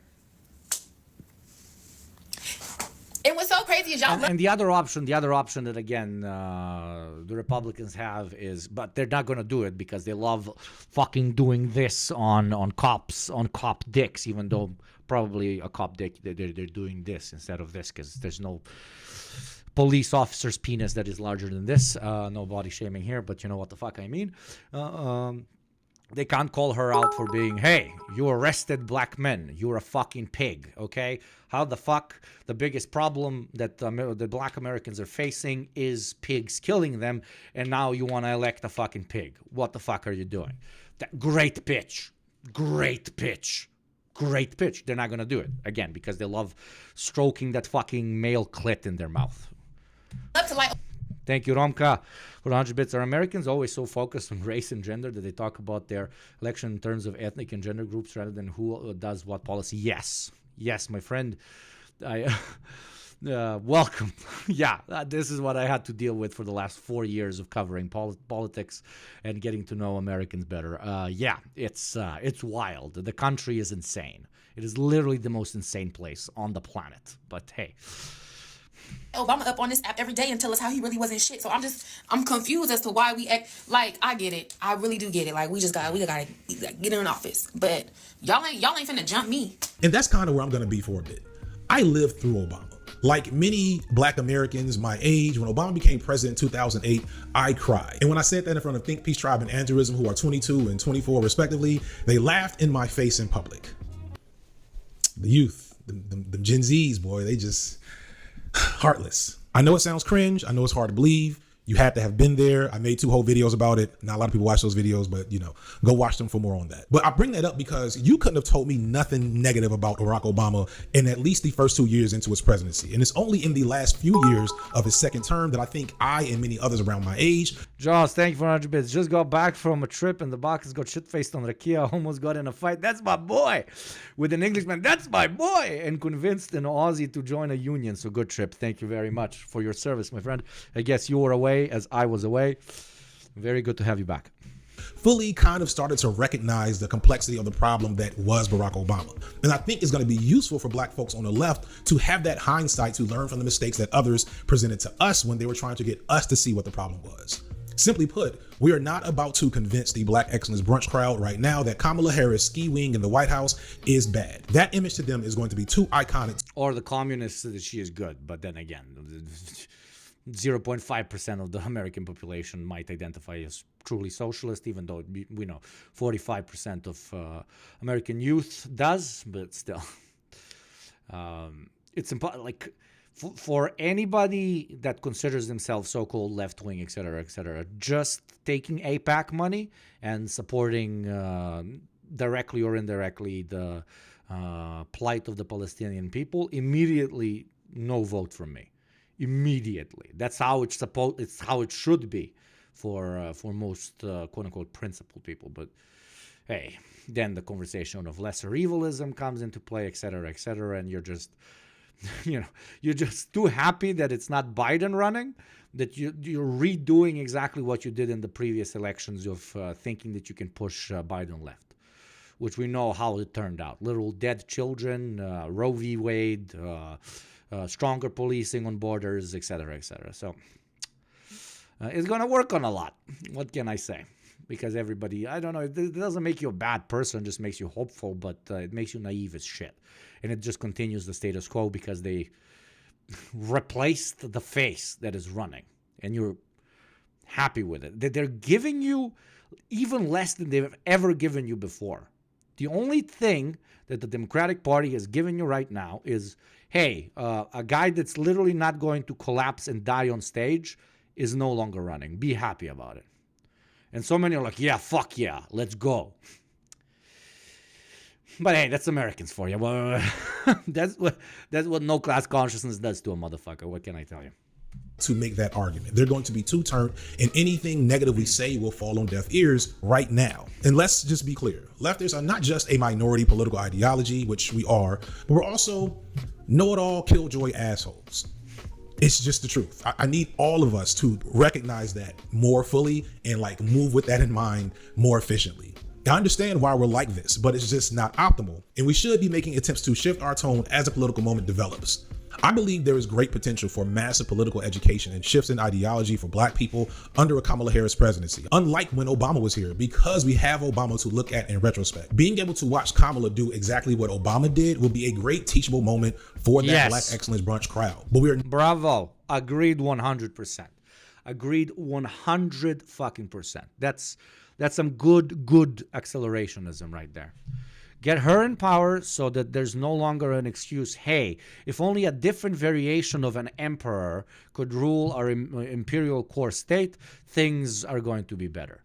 The more diverse people you have in the executive seat in the United States, the more bullets you take away from liberals, and by bullets I mean arguments that, hey, we're not supposed to change the system, it's not the system causing this, etc., the more you can push towards that instead of their usual argument, which is, oh, if only a bit of a better person was we just need to replace Sauron, but we still gotta, we gotta keep Mordor operating. It's, not going to be able to do that if we're not in community with them, not in dialogue with them. It's going to require a lot of patience that may not be for you, but will be for others, myself included. It's a very good time to start planning out now how to hopefully be in a very different place politically. So good counter argument. Dream says the Black Excellence Brunch crowd will probably agree with her policies and enjoy their rising home prices, more police, and putting homeless people in camps. And policy-wise 4 years from now. But it's going to have to start with holding your tongue a bit as your peers get really excited about putting a cop in the presidency because Black excellence, y'all. Black excellence. Like, remember Huey in the Dick Riding Obama episode of the Boondocks? When I go back and watch that video, it's funny and like prescient as it is, it's also the wrong thing. At the end of the day, Huey from the Boondocks was just happy that he was right to an extent, and he didn't want to do anything else. And that's doomerism, and doomerism is cringe. So we're not going to do that. We are going to do what we can. I don't know what that is yet. I'm talking to people behind the scenes. I'm definitely working on developing some things to see what it is I could be doing that's better and different. But what I won't be doing is just being okay with not being engaged at all. I think that's a cop-out. I built this platform based on politics to a great extent. I have to continue using it for that. And I think that's true for all of us making content, but also all of you watching me that do recognize the problem of a Kamala Harris. This is not the time to give up on your people. They need you the most right now. And this brings me to my last thought, which is what will you do and what should you do? I tend to hate making electoral content and like any type of discourse around it because it hyper focuses a lot of energy and attention on something that in the grand scheme of things doesn't really mean a ton for what's actually happening in our world. But it's also hard to actually take any type of real action when you're isolated, exhausted, and alienated by capitalistic forces of life. Arguing about who to vote for or why you should vote in the first place is easier, more tangible, and gives you a much bigger dopamine hit. And that's cringe. I'll just say this. If you weren't going to vote for Joe Biden, you probably shouldn't vote for Kamala Harris for those exact same reasons. I don't expect, although I guess I'm hearing rumblings of some slight differences, I don't expect, and you shouldn't expect there to be much difference in the way their presidencies play out. At the same time, if you're planning to hold your nose and vote for Joe Biden, it should be a lot less odious for you to do it for Kamala Harris. You could look at Joe stepping down as a win on some level that is definitely partially a result of the intense resistance that many leftists and many liberals showed towards his presidency. But understand, Kamala is replacing... Yeah, but yes, I agree. But what kind of success, my friend? They literally just changed the face. It's not much of a success. They've applied the most basic and simplest response mechanism to critique, which is we will change absolutely nothing about our policy. Absolutely nothing. Kamala's policies are exactly the same as Joe Biden's. We will change absolutely nothing. We will just change the face. And if you show those very same Democrats that you are, that you will vote for them only because they threw those little breadcrumbs at you, then you're again motivating them to behave the same way they've always behaved. So, while I agree, it's too optimistic in my opinion. Like the success of pushing Biden out by the wider American left, because what's the result of this success? Just another face. That's a success, you know. Thank you. Next. Joe so easily because she will carry on pretty much the exact same political agenda. Especially if she wins. Then we're just reinforcing the Democratic establishment's opinion that for breadcrumbs, the leftists will be like, okay, stepping aside, let's continue doing moderate shit. Even though there's nothing moderate about current Democratic policy, because let me fucking remind you, they're killing kids. Jesus fucking Christ. Do I really have to remind you of this? Children. Fuck's sakes.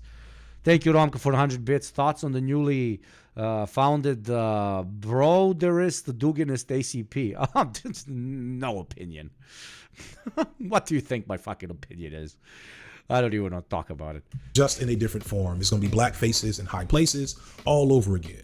All I'm saying, let's see where it goes. Okay, let's see where it goes. Judge you either way because I think all this fighting is cringe. I'd rather argue about which Tekken character needs to be nerfed. It's Dragunov. Fight me about it. Just don't fight me with Dragunov.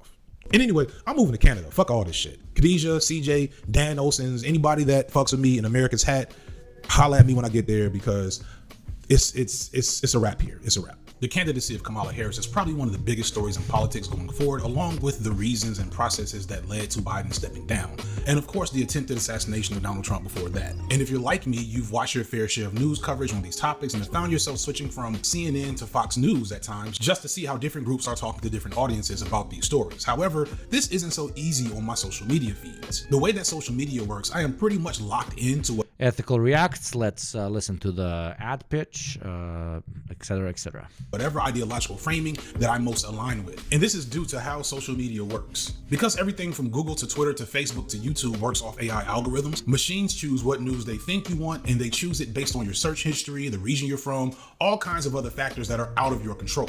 Traditional news media doesn't want you to be informed. It really just wants you to be entertained and engaged. And that's why I'm excited to share a solution to that with this video sponsor, Ground News. Ground News is an independent news aggregation app that is specifically designed to make sure you're never lacking when it comes to knowing what's going going on. They do this by not just reporting the news and offering thousands of news articles organized by topic and genre from all over the web, but they also offer important context to every story, political bias, factuality, ownership, and the ability to easily compare headlines. For example, here's a story on the sudden movement in the Republican Party to have President Biden officially resign from office now that he's renouncing his candidacy for president. When you look at the over 100 sources where this article is being published, you see that very few of them are left-leaning, likely because this is your typical grandstanding activity from Republicans to distract from their lack of an actual political agenda. And when we look at headlines, we can easily pinpoint just how different this reporting can be. On the right, the New York Post calls Biden incompetent and that he puts the world in grave danger, while Fox News opens their headline with "not fit to serve." Meanwhile, on the left, political focuses on the Democrats' response to these demands. Yes, you got the ad pitch. If you want ground news, go through his link. Okay.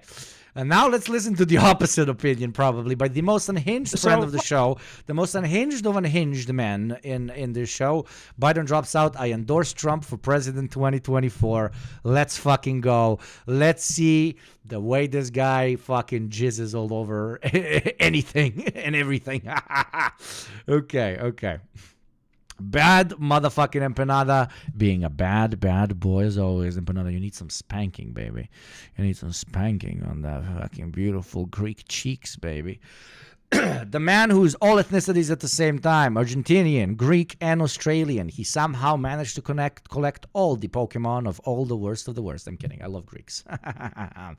Okay, let's hear what Chairman Empanada has to say on this topic. Probably very contrasting to our boy FT Signifier, but hey, we gotta hear all the sides of the left aisle, as they say. Okay, let's do some infighting. I love myself some infighting. Shall we? Let's go. My Greek, Australian, Argentinian. Let's see what he has to say. Last week, I just gone about my business, doing a nice stream, having fun, talking about the Trump assassination, which waited until the end of my stream to almost get assassinated, which wasn't very nice of him. And then I end my stream, and Biden drops out the same fucking night. He drops out. Again, they're plotting against me. Joe Biden. Slightly Yakubian man speaks. What do you mean slightly Yakubian? This is literally Yakub. Okay, this is literal Yakub. Reincarnation of our Lord and Savior Yakub. Okay. And Donald Trump are plotting against me to ensure that the things that I need to talk about on stream happen after I've already stopped streaming every time. And I'm sick of it. I am so fucking sick of it. So now we have Kamala Harris, who is doing like a Hillary Clinton sort of branding. Pokemon go to the polls, except 2024. It's absolutely horrible. It's generally the worst thing I've ever seen. Everything about Kamala Harris. Okay. I wasn't kidding when I haven't pre-watched. He's gonna go the opposite way of everything that FD said. Oh la la. I love how political spectrums now have additional political spectrums that have additional political spectrums, and then it's electoral politics, so it has like 700 political spectrums. Paying the people who support her give off even more secondhand embarrassment than Biden did when he was like fumbling all of his words and like forgetting where he was. Did you guys know that Kamala is brat? Oh my fucking god. Yeah, she brat. Yeah. The spectrum maxing, baby. Wokeism, baby. Let's go. American impulse to like do everything possible to whitewash someone actively committing genocide. They just can't help it. American liberals can't help it. Immediately, like we forget everything. We thank our democratic overlords. Thank you very much, Ka. Thank you very much, Ka. DNC. Thank you very much. Thank you so much. Please continue doing genocide because now you have a representable candidate. Thank you very much for not making me vote for decrepit old man. Now I have other option. I already forget about you beating the shit out of our children and killing children abroad. I forget everything. I vote now. Yes. Can I have burger now, please? Can I have burger? Can I have burger and fries and Bloody Mary, please? Now, thank you. I've never seen anything more indicative of. Thank you, Ramka. I'm not sure if it's a political spectrum question. FD always seemed like a Menshevik by default. Nah, FD is based as shit. I fucking love FD. FD is based as shit, but he adds a lot of context that us as non-black Americans don't understand because we just are devoid of that experience, okay? That's why it's very good to hear his point of view, and his main point was at the end, which was a very eloquent point. You know, let her win so that the not so radicalized kind of almost petite bourgeois black Americans will realize that it doesn't matter what skin tone the leader of empire has. Empire will still fuck you domestically and abroad. Okay. The fact that any change in the world. Have you tried a spicy Bloody Mary? Because if not, then you wasted every single fucking minute you were in the United States. Of course I have. I love Bloody Marys. I live for Bloody Marys. But here we call them Ruska Zakuska, Russian breakfast, okay? Will happen. Which is a funny name, right? Vodka with tomato juice, that's a Russian breakfast. That's really good. Against Americans, then with Americans, then that. Americans simply cannot take a principled stand against anything. They cannot demand anything from their politicians, or they don't care to. As long as they do the TikTok dance and they say the right, like, liberal sounding mumbles, they will scold you for not enthusiastically voting for the genocidal cop. Americans cannot, they don't condition their votes on anything. Americans don't do politics. Americans have politics come to them. They have no political strategy. Not that they don't have a political strategy, it's that they're unwilling to do it because they just generally don't care about anyone aside from themselves. Empanada walking in with the straight third world American mentality. But you know what else comes on your mentality? Corporate propaganda telling you to consume, to buy, to join the Marines, to watch Joe Rogan in the form of an ad which will play in exactly 1 minute. Fuck that shit, I say. Fuck that shit. Instead of brain rotting your brain, class conscious your brain by supporting this channel for $5 a month of a free through Prime and avoid that pesky corporate propaganda which will start in exactly 40 seconds. The choice is yours. Peace of mind or $5. The choice is yours. Thank you very much immediately to Avon the Immortal for making the correct decision by subbing. What's up, comrades? Half a year of being subbed to Yugo. Thank you very much for your service, my beautiful child soldier adult at this point. And their friends. That's all they care about, even if they even care about their friends. So they're not even willing to exert political pressure. They're not willing to say, I'll vote for you, but only if you do this. They're only willing to say, oh, I'm going to vote for you no matter what. Do literally anything you want. Kill as many kids in Palestine as you want. I will vote for you, babe. They don't do politics. They don't care to do politics. They take whatever they're given, they lap it up, and they lap it up enthusiastically. They turn... My Black Excellence brunch crowd, plus, because they're both Latin American immigrants on top of that, and they won't hear anything about Kamala being awful. Hell, my mom still has Obama fridge magnets. Rest in peace, my friend. Rest in peace. Fucking Joe Biden into like an epic meme, like full supportive meme, haha, Dark Brandon. Now doing it with Kamala Harris again in, her own different way. Obviously, it's not the exact same meme, but they try to claim that they are supporting these politicians reluctantly when they also make it very obvious at the same time that they're doing it enthusiastically. And at the end of the day, they simply do not... I mean, every political party around the world is a political machine. First world countries just support genocides. But the difference is Americans enthusiastically support genocidal maniacs only because they're not as cringe as the other option of genocidal maniac. In the rest of the world, I can speak of the developing world because that's where I'm from, we know we're being fucked and shanked, right? And a lot of us still do go out and vote, but we know it doesn't really do shit. It's like a throwaway thing you do. You don't actually look at it and you're like, oh, this is political activism. The American, in contrast, genuinely just wants to find a way to take a rock off his heart about what his country is doing. And whenever somebody like the Democrats throws him a few breadcrumbs, he jumps at them and he consumes them in absolute blind fervor because that lets him feel a bit better about being, a citizen of that empire. Actually care about what they do to people in the rest of the world. And that is why we need to stop treating Americans like they're people who we should win over to our side.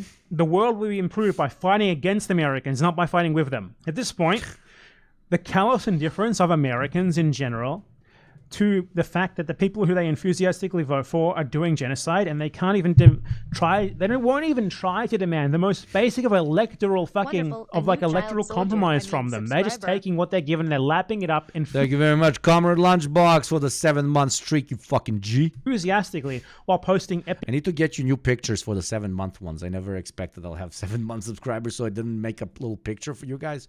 I need to make a little new picture that stands next to your name so you feel fancy. Kamala's brat dancing TikToks. At that point, hey, mods, also known as slaves, get on it. I'm kidding. I love my Pokemon. Point. You have proven far beyond any doubt that you are the enemy. And quite honestly, if you get Donald Trump, perhaps you deserve him. Perhaps the downfall the suffering, the destruction that he will cause to your country is precisely what you deserve and precisely what the rest of the world needs for your shithole genocidal country to finally decline, which would be the greatest. This is how you know that this guy's not a shill, okay? This is like political commentary suicide, what he's saying right now. Complete suicide. You will never be mainstream by saying shit like this. Never. And that's why I like him, okay? That's why I like him. This guy believes what he fucking says. He believes what he fucking says. Isn't constantly adjusting and readjusting and fitting molds and shit. I mean, how the fuck can a Greek-Australian Argentinian fit any mold, if you know what I mean? Communist. Thank you, Gabriel, for the 100 bits. How much butt stuff did you do with Hakeem and JT while I was wondering where you disappeared? You have no fucking idea, man. You have no fucking idea. They're both in wheelchairs now, okay? They're both in wheelchairs for at least a month and a half. Thing to ever happen for the rest of the world in hundreds of years. But Trump supports all these other bad things. Good. Maybe you deserve the bad things. Maybe the bad things for you are actually good for the rest of the world. You know how you always treat the suffering of the rest of the world as something that just needs to be ignored, while the policies that benefit you and your friends are what needs to actually be focused on. Well, I think the same way, except inverse. I don't care about anything, except the things that the USA does that affect people internationally. I don't care about Donald Trump's policies that hurt you and your friends. Subscriber. Thank you very much, Low Bob, for the sub. Welcome, beautiful child soldier. I care about domestic American policies because I know a lot of Americans and I like most Americans, right? But percentage-wise, how much do I care about domestic American policy and how much do I care about foreign American policy? It's like 90% to 10%, okay? Let's be fucking honest here, okay? I'm not a fucking American, okay? It's 10 to 9. It's 1 to 9, okay? It's 1 to 9. So as far as I'm concerned... And so should every communist, arguably, even if you're from America. Because if you're a communist, you realize that you live in empire, so... The amount of damage they can do externally is nothing, is 50-fold compared to the amount of damage they can do internally. Concerned they're both the exact same. You get Trump? Honestly, fuck yeah. Trump's going to ruin your country on the international stage. It's going to be fucking awesome. The second there is anything resembling like a global revolution or like a globe-spanning conflict. Thank you, Low Bop, for the sub. Welcome, a beautiful child soldier. The average like watermelon username, I swear I support Palestine, yet I somehow cannot vote against Palestinian genocide liberal, is going to voluntarily sign up for the military and go and shoot brown people firsthand. Can't trust them. Maybe a bit of Trump is what they need over there. Maybe a bit of Trump is what they deserve. Maybe a bit of Trump is what the rest of us need. Because Trump will be a disaster. Not just for you, but for your country's power in the world, for your country's prestige in the world. And you know what? I'm all here for it. I'm here for it. Accelerationist what's the word? Accelerationist arc.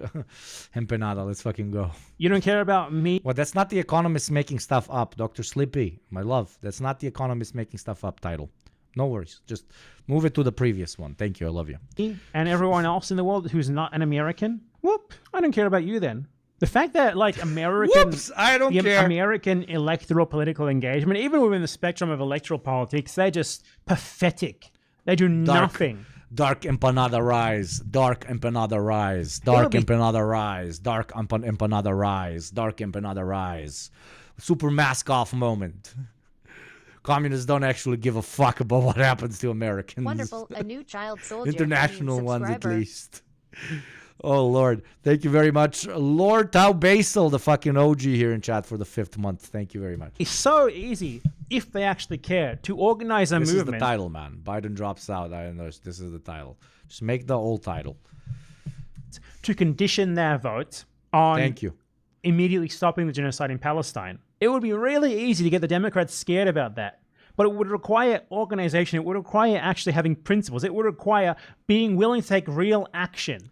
And it would require you not immediately being incredibly thankful for a minuscule change in the face that they present the future of the Democratic Party as. You know? Maybe not voting, or at least threatening not to vote. They won't even do that. They happily announce months beforehand that they will vote blue no matter who. They can do anything they want, and they will vote for them anyway. They ensure... Or they say, I will not vote for Biden. And they're like, okay, here's Biden with a brain. And they're like, fuck yeah, let's fucking go. Biden with brain, let's fucking go. That there is absolutely even less of an incentive than there would be otherwise for them to change what they're doing, for them to change course. The most basic milquetoast political action of, I will support you if you do this, is beyond them. They do nothing. And if that's too much to ask of them, well, honestly, I'm telling my viewers right here, vote for Donald Trump. Vote for Donald Trump. I want you to vote for Donald Trump because that is what Americans deserve. If they are unwilling to even ask the most basics of the Democratic Party, if they are unwilling to say, okay, Kamala, despite you being a cop, despite you being a piece of shit, as long as you pledge to end the genocide, to take real action against Israel, the second that you are sworn in, I'll vote 10 times for you. I'll do electoral fraud for you, baby. I don't care. If you're not willing to just say that, if you're not willing to condition your vote on that one thing, no matter, you're just so callous, so hateful, such a piece of shit, that honestly, make America horrible. MAH. No third. Yeah, it doesn't really work. There's not, Maha. Make America horrible again? Well, I guess it's been horrible for a long time. We need a better acronym. But Americans, you should strategically vote for Donald Trump to make yourself suffer more. That's what I'm saying. Americans, vote against yourselves. Vote against your own interests. Vote for your own suffering. Honestly, vote for fucking RFK. Vote for RFK. Even worse. This is literally, colorized Stalin 1949 addressing the American public. Literally, and then re-listen. Colorized Stalin 1949 addressing the American public in English. Americans, vote against yourselves. Vote against your own interests. Vote for your own suffering. Honestly, vote for fucking RFK. Vote for RFK. Even worse. At this point, I don't care. It's so simple to be like, okay, let's create like a block of like a few million people who will pledge to not vote for you unless you do X. That's how you put political pressure on the We have opened our archives. We have found a long thought to have been lost speech by Stalin himself, addressing the American public during the 1949 elections. Candidate to do X. They won't do that. They literally say or they already said 1 or 2 years ago, I'm voting blue no matter who doesn't matter what. And anyone who doesn't, I hate them so much. I hate them. If that's you, you deserve Trump. You deserve Trump. It really is that simple. At the end of the day, it's people who are pretending to be for the things that they claim to be for. The reason why they vote for the Democrats is simply because the Democrats benefit them. They do things that make them feel comfy. They don't want more than what the Democrats do. They don't want to organize within the Democratic Party. They don't want to push the Democratic Party left. All they want to do is pop up every election cycle and try to shame others into voting for the Democrats no matter what, and they disappear. Next election cycle, they show up again and try to do the same. It's happened, Empanada saying the quiet part out loud. Saying the quiet part out loud. Empanada, dude. Most of you should be old enough to have seen this happen 3 times in a row now. You deserve Trump at this point. You deserve him. If you want to prove you don't deserve him, well, you got 2028. In 2028, there's your chance to actually fucking organize. Do something to stifle your country's disgusting acts all around the world, which have currently killed at least 200,000 people in Gaza. It's obvious at this point. You don't want to push the Democratic Party left. No, there is the extreme terminology aside, and I've said this 100 times at this point, you are still an absolute piece of shit if just a different face continuing the genocide of the Palestinian people in Gaza is something that you would actively endorse. You're either just a piece of shit or you don't understand how anything works. You're an idiot. And I really hope that you're an idiot, because otherwise there's very little hope for you, okay? No matter how much you're lambasting about your political radicalism and so on, if the little breadcrumbs that they threw at you, which is the Kamala presidential run, is enough for you to abandon like your continuation of your support for the Palestinian people, then you were never really in it for the right reason from the get-go.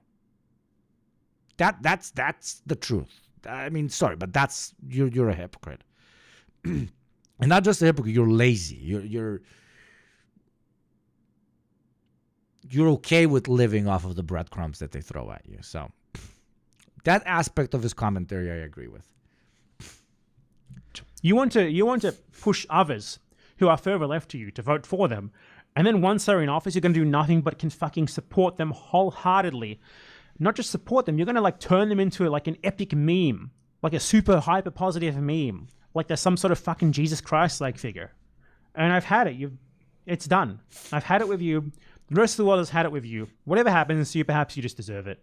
It's that simple. You can't fucking condition your vote for the genocidal cop on the genocidal cop stopping the genocide. You're not willing to organize to a sufficient degree to put enough pressure on her where she will actually make some sort of concrete pledge to stop Israel in some way. And especially if this works, again, if this works, if she gets elected, the only thing the Democrats will learn, the Democratic establishment will learn, is we don't need to change policy. They only care about the face we put at the forefront of policy. These guys don't give a fuck about policy. Don't give a fuck about thousands upon thousands of dead, murdered children. They literally only care about who is doing it. Like, you will make the meme of, those, Arabs looking at bombs falling and talking to each other. Oh my God, but don't you know it's actually a female drone pilot that's doing this to us? That's so progressive. You will make it come to be. That is like all politicking aside, all like strategy discussion aside, all like, it would be nice to have a black female president, etc., etc. All that aside, at its core, what you will be showing the world and your local political elites is just that you are absolutely okay living off of the breadcrumbs they throw you. That you're a fucking beggar, okay? Thank you, Gabriel, for the 100 bits. Apologies for my language, but democracy is when the people control the cock farm they elect. Yes, brother. Indeed, brother. Okay. Then, quite simply, I don't see why anyone else should give a shit about you either. At the end of the day, it's not just that either. It's not just like this tit-for-tat exchange, because you hurt people in the rest of the world by not doing that. You hurt them.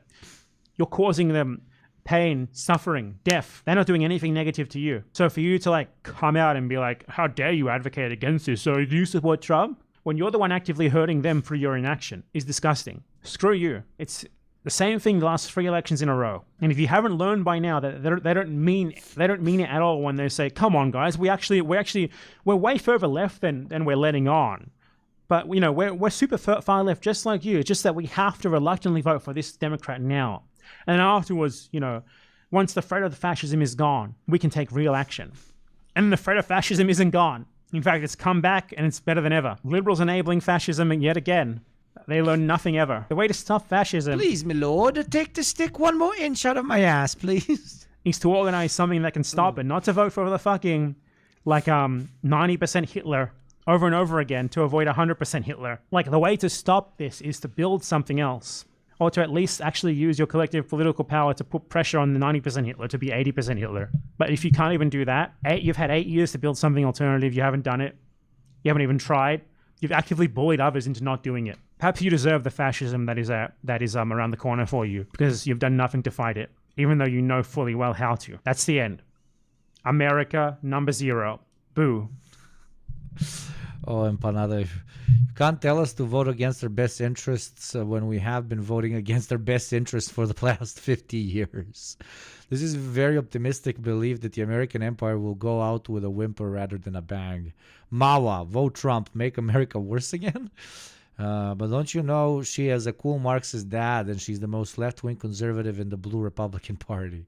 Yankee elections be like Hitler or he, him Hitler. Or he, Himmler. As a Mexican, I have mixed feelings about accelerationism in the form of Trump. We deserve none of the negative consequences of a downfall of the American empire, yet we're going to get dragged down with our northern neighbors anyway. That's a good point. There you go. There's more context, but Empanada's, heart is in the right place to an extent. Overhyping... the state of American politics as a direct result of the American electorate itself, to an extent ignores the systematic underpinning, which is turning them into such libtards, basically. But there is, when it's more hyper-focused, and specifically the people I believe Empanada is referring to here, which are the people who are constantly harping about how America needs to move further left, etc., and yet they are happy with the breadcrumbs they throw them. That is something that really needs to be pinpointed and pissed on as much as possible, because those people are, again, either idiots or they were never fully in it to begin with, right? Going full sicko mode, baby, sicko mode. Dark Empanada Rising. Okay, now let's move to some chud watching through the lens of our Turkish Twitch overlord, the vice president of Twitch, right after Joe Bezos, a dear friend of the show, Hasanabi-chan. Okay, Hasanabi-chan, Republicans cannot stop crying. Let me pour it in a nice cup, mix it with a nice rakia, and sip that shit. Beautiful mods, please adjust the title accordingly. Okay. There has been somewhat of a no ceasefire, no vote movement in the U.S., but it's small. Now it's going to become even smaller because, again, the libs are happy. The libs are happy because dumb old man no longer running. Different face. Oh, we love it now. Okay. I'm breaking my brain to watch Democrat strategy shift from when they go low, we go high, to Republicans are a bunch of weird pedophiles in the span of like 3 weeks. Yeah, I mean, it's great. It's smart. It's fucking good. Ryan's brain is breaking because, like, it's good instincts, and Democrats usually never do that. I said this since day one. I said going for the weird vote. Americans with children should face the consequences of the reality. This rhetoric is correct and will win over lots of people. Republicans have objectively become a weirdo party. They're super focused on random groups of people that aren't doing harm to anyone. They're too sweaty about it, too moralizing, too online. It cost them big wins in 2022. And I stand by that. When you were calling the mods months in advance, did you think Vance would be this bad? I said he was one of the worst picks he could have gone with. Yes. For all of the reasons that are in full display. I just didn't know how negatively people would respond to him. But yeah, no, this is precisely the reason why I said he's a horrible pick. A lot of people immediately go, oh, but like he's more competent than Trump. He's going to be scarier. It's like, no, dude. He was less popular in his state. Guys, when you're picking for VP, why the do you go to a lock like Ohio? Ohio is a red lock at this point. Is no longer a swing state. For instance, Jazz Jennings can never have kids. Jazz Jennings also, and this probably part of your studies, can't actually feel any sexual feeling of any kind. Do you have any idea how weird this sounds right now? Like, why are you obsessing with a stranger's genital pleasure? That's so weird. That's so bizarre. That was very weird yourself. Sorry, I'm back. I need to get a fucking snack. What, an ad break is playing? Shit. Okay, we're back. Very nice, very tasty. Wow. At a bar. A little bar. Nothing cooked back there. I'm going to have to find a new woman. There was no food there. So we all know, if no food, woman equal bad. I'm fucking around. I had a nice bar waiting for me. I love bars. I love eating bars. I love dropping bars. I'm the barman. I love going to bars.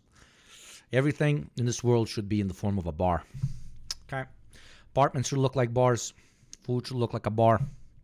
Everything just bars, bars, bars. Whenever you drop something, it should be a bar. Whenever you spit something, it should be a bar.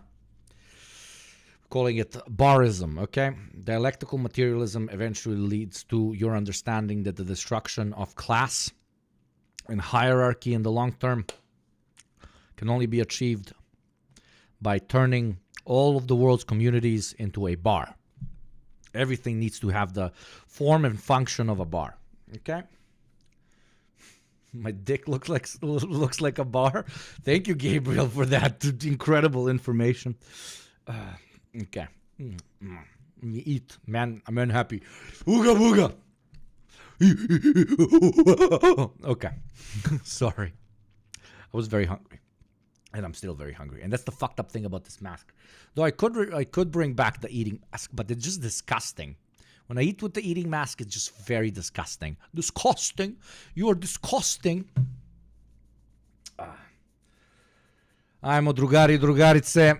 Šta gledamo sad? Hasana kako reaguje na neka govna. Okay, ajde. Dobro, ajde. For instance, Jazz Jennings can never have kids. Jazz Jennings also, and this probably part of your studies, can't actually feel any sexual feeling of any kind. Do you have any idea how weird this sounds right now? Like, why are you obsessing with a stranger's genital pleasure? That's so weird. That's so bizarre. That was very weird yourself. You guys are all weird. No. So I'm talking about adults who engage in activities, which is a large portion of the global economy, whether you like it or not. Sure. Sex sells, they say. And when I say this person will never have this ability, you go, how weird is that? It's weird for you to fixate on a stranger's genital pleasure. Yeah. Also, isn't this the guy who said it's, what was the fucking thing, right? This was legendary. I just replied with, haha, that's funny. Masculine progressive is an oxymoron. Said this fucking dude, man. Said this fucking dude. I can use you as a fucking cock sleeve. I wouldn't even use you as a cock sleeve. I would use you to wipe my fucking cum off my sheets, dude. This guy talking about fucking masculinity, man. Oh, boy. That doesn't matter. Whatever. I'm not a fan of masculinity in general, so I'm not going to be like, oh, no, there is masculinity, but Jesus Christ. Sick fucking eat my ass, man. Dude, I've been riding this wave. I've been riding this wave for years. I'm so glad that this is becoming more prominent in terms of like how to deal with these freaks. Oh, it's so good. He's like, no, you're weird. It's normal to care about someone's genital pleasures. Go ahead, dude. Make that argument. Make that the most prominent Dark Hugo, let's fucking go, okay? I don't like you. I immediately turn you into my fucking cum rag, okay? Display for your campaigning. The question I used to ask Republicans in the first couple of years of the Trump administration, the trans administration. See, I got trans on the mind. The first couple of years in the Trump administration, I would ask Republicans all the time. Back then, I used to debate them, right? Like on Discord. One of the questions I would ask them is like, hey, Hugo. Hey, Lagos. Have you seen tangible benefits to your life now that Trump is in office? Or do you still have the same... I love how I'm very feminine. I love how my 110 fucking kilos, 1.92 meter, alcoholic ass, fucking broken ass nose, broken ass head, 5 fucking times, extremely feminine. Ooh, but me little feminine boy. Yeah. Old. I love how Hassan feminine. Yeah, I love it. I love how JT feminine. I love how Hakeem feminine. Yeah, extremely feminine, okay? Material problems. Did the pothole down the road get fixed? Did life become more affordable? Do you feel like you make more money now? No, none of those things changed. They just duped you into voting for them by bringing up this narrative. That's literally it. That's all they do. And many people actually came to terms with that reality. They recognized it. They were like, all right, well, yeah, you know, maybe a lot of the stuff that actually impacts my life are not being changed because Republicans use that as a... Thank you, Gabriel. New Yugo Twitch stream idea. Work out with Yugo. Build a solitariat. Why the fuck not, baby? Why the fuck not? Let's lift some shit.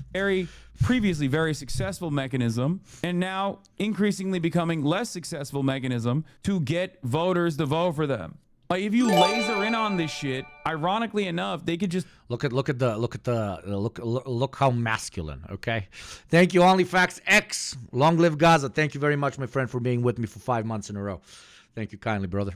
Take advantage of like the unaffordability crisis and Biden inflation, but they still can't stop themselves from leaning on this dumb shit.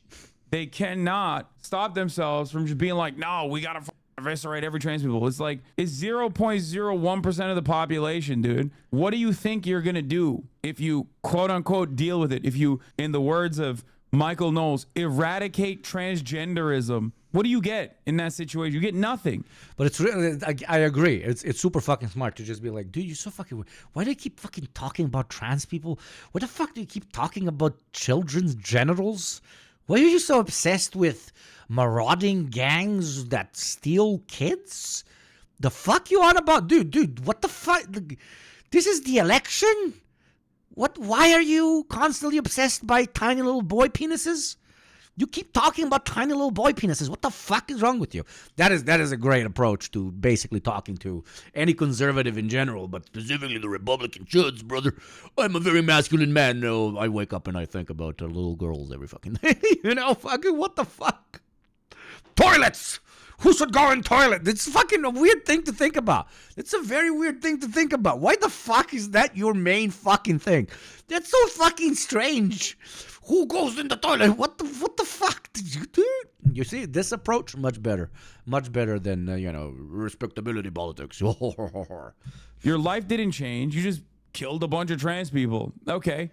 Yeah, you got dead family members and a bunch of people who are upset. You just did something unimaginably cruel and unimaginably immoral, unimaginably violent, and you got no benefit. You're just doing harm for no reason. Very effective attack vector against Kamala Harris. Kamala Harris. Oh, they're going to do that. They're going to keep doing like the trans panic shit. Will now have to answer for the idea that that teachers in California are not allowed to tell parents when their kids are medically transitioning. So let's pretend you are a 6th grade teacher in Orange County, California, in Huntington Beach, California, and a kid begins to identify as Steve instead of Susie. As a 6th grade teacher in Huntington Beach, California, you are not allowed to call up the parent. You are not allowed to notify the parent. This is pure, unadulterated Marxism. That's not the law. The law is teachers can notify. They don't have to. Bro, I'm not going to lie. Can I just has Medicare? Can I just has Medicare, Pulisa? 0.1% of the population, out of which cases like this are another 0.1. You're weird. You're fucking weird. You're so fucking weird. Can I please just has Medicare? Please? Thank you very much, Toasty Android, the fucking OG of OGs. 5 months. All power to the workers and girl bosses and the great state of Jisrael. Thank you, my friend. If the parent is oblivious to their children being trans, they're bad parents. What do you mean? State interference must. But we know why they target trans people. We've known for a while. Just like they pick a particular group that would have never necessarily supported their political goal, and they hyper focus on that group as being the be all end all of their civilization, against which they rally their voter base and support base so that they can grow. That's the most classic reactionary approach, and unfortunately our trans friends are an easy victim for these kinds. I'm saying cliches that everybody in chat knows, right? But I guess for the 2 guys in chat that don't know, that's what happens. And that's why they're targeting our trans comrades. That's literally just it. Wonderful, a new but no, child we actually. soldier. I really want to talk about children's penises. Thank you very much, Ladies Apira, for the sub. You fucking legend. Sub comrades, love being a child soldier. I'm not much of a fighter, but I'm good at support, so that's what I do. Fuck yeah, man. There's a lot of support that goes into gooning sessions. Okay. Occur here. No, it's it's supposed to be protective. Good luck explaining that to obviously the broadest subsects of American population. You can't. But what the fuck are we talking about? Did he say Marxism? Yeah, this is a fundamental plank of Marxism. This is pure, unadulterated Marxism. The destruction of the nuclear family as we know it, where parents are no. Yes, of course. The 10 kids, or the 100, or even the 1,000, which no way, children that might have this particular problem in the U.S. That is the threat to the nuclear family. Not parents not being able to feed their children or have children because they have absolutely no money. Not families postponing having children because they cannot afford a home. Not incredibly stagnating salaries as inflation increases due to the complete religious support of the free market economy as such, which again not only motivates but does not allow for parents to have children or start this same nuclear family that you have. Not economic discrepancies leading to more alienation between partners because they can't feed themselves and therefore higher divorce rates. No. It's the 10 kids that want to go through gender-affirming surgery that is causing the downfall of the nuclear family.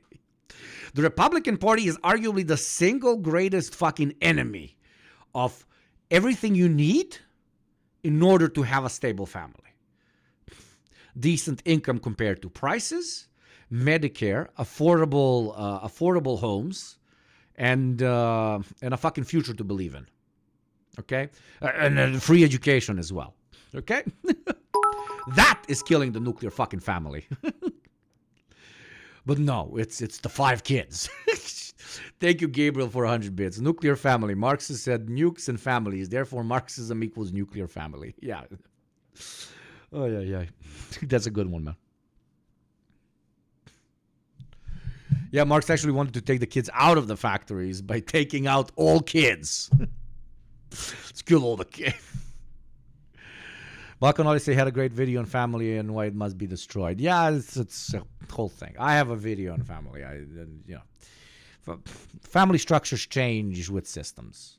You should not actively advocate for the destruction of any sort of family structure because you cannot destroy it through active policy directed at families. You change from the capitalist mode of production, and eventually the family, culture, religion, everything adapts to the change in the mode of production. The big mistake of our comrades in the past is like aggressively creating policy towards it. This just alienates a shit ton of fucking people that care deeply about it. No longer even allowed to know that their kids are being called by different names, receiving medical treatments. Kamala Harris is in favor of this. Kamala Harris and her gang of California radicals. Avon the Immortal, if I'm able to have gender-affirming surgery sometimes this year or next, I can happily be proud that my one surgery will somehow bring down the U.S. capitalist empire in the minds of these groypers. Absolutely. Thank you for your service and for destroying the entire U.S. Oh, and congrats, by the way, if it happens. And mobsters have been pushing for the state to have more power. Yeah, he said medically transition, which is impossible without parental consent and prior knowledge. Like, what are we talking about? How does he think this works? You think just one day, all of a sudden, you have Hunter Schafer, that's your daughter, okay? One day you're like, what the f just happened? Is that how that works? Like a switch just flips and then boom, gender. Wait, I can become Marxist gender. Pure, unadulterated Marxist gender. President Trump exploited this and attacked it. And every Christian in the country, you better understand that if Kamala Harris becomes president, she will nationalize. She will take away your children's penises. You are insane. You are insane. You're absolutely fucking insane. This California law and make it so that the state can kidnap your child under trans-related issues. Kamala Harris seeks to kidnap your child via the trans agenda. Bro, this is crazy. Dude, if any political commentator from any other fucking country said this, it would be blasted everywhere as like, oh my God, this country is literally falling apart. Holy shit. But somehow in the American consciousness, the Republican behaving like this is just, it's a Monday. It's a Tuesday. They're coming for your kids. That's the main pitch. The main pitch is they're coming for your kids. The most normal Republican, dude. The most normal Republican. Crazy. Charlie Kirk just said this unironically. This is from September 25th, 2020. This is 4 years ago. This song came out of one of my rants making fun of the Republicans. Kamala Harris wants to vaccinate your children in the ass to make them all autistic and homosexual. She's working with the deep state. Come. More like Kamala Harris. She wants to make you never come again. But not in a puritanical good Christian way, but in a weird, freak-like liberal kind of way. I made a joke about Republicans attacking Kamala Harris on this front 4 years ago. And now they are unironically doing it. That's awesome. This whole their weird argument from the Democrats is dumb and juvenile. This is The Republicans might be coming for your kids, but the Democrats might be coming for your kids, but the Republicans are literally coming on your kids. On your kids. Presidential election, not a high school prom queen contest. It's also a tad ironic coming from the party that preaches diversity and inclusion. Win on policy if you can, but cut the crap, please. No, you misunderstood. I said f your feelings. My feelings are very important and must be handled gently, like a tiny baby hummingbird. The second is another much discussed book. I'm sure you're familiar with it. It's called Genderqueer. Let me read an excerpt from that. Quote, I got a new strap-on harness today. I can't wait to put it on you. It will fit my favorite dildo perfectly. You're going to look so hot. I can't wait to have your cock in my mouth. Who the fuck? Dude, why are my DMs literally on display in American Congress? Who the fuck? Chat, who the fuck? Which one of you fucking did this? Which one of you did this? Because I sent those specific sentences to every single chat member in DMs. I send it every day. None of you reply. Okay? First I ask ASL, and if you say under 18, I send this. I copy paste this. And now it's there. Jesus Christ. Can't trust any of you anymore, man. We need a cleanse. We need to cleanse this chat. Mods, prepare to ban everyone. And then ban yourself afterwards. Speaking of bans, Twitch is going to ban you off of this stream in exactly 30 seconds by playing an ad. Unban yourself, get that strap on, also known as a subscription on, and stroke that baby hard for $5 a month for free through Prime. The choice is yours. Get a strap on in the form of a subscription, or get strapped on in the form of an ad. I'm going to give you the blowjob of your life. Then I want you inside of me. I put some lube on and got him on his knees. And I began to slide into him from behind. I pulled out of him and kissed him while he masturbated. Hell yeah, brother! That is just how two brothers hang the fuck out. In the great, this will be the holy constitution of our great Gooner state of Israel one day, and he is quoting it very, very directly. Thank you very much, Political Smack, for putting that anti-ad dildo right on your crotch. He asked me. I'm edging to this. This is definitely somebody who jerked off to this guy saying this, and now I'm imagining it, and it's fucking incredible. How hard did this fool get while reading this? Very. And oh my god, a hype train. The hype train has arrived. Let's make that hype train nice and thick and long, at least 5 levels long. I want that hype train to be throbbing at 5 levels. I want that hype train moving in and out, in and out. Well, this man reads out the lore of our hype train one day in Congress. Out of me. I put some lube on and got him on his knees. And I began to slide into him from behind. I pulled out of him and kissed him while he masturbated. He asked me to turn over while he slipped a condom on himself. This was my ass. And I was struggling to imagine someone inside. Keep talking dirty to me, baby. He got on top and slowly inserted himself into me. It was the worst pain I think I have ever felt in my life. Oh, thank you very much, Cuckfitta, because you fit your cock so well for the 5 gift subs. 20th gifted sub Thank you for liberating people from the horror which is ads, okay? Let me go back to masturbating. Eventually, I felt a mix of pleasure with the pain. There are a Talk to me about pain, baby. of different artistic depictions of Wonderful. a A new multitude child of different soldier. parts I of the mean, human subscriber. condition, readily available in public Thank you very much, Liskist, for the gifted sub, you fucking legend. libraries for anyone who wants to consume it.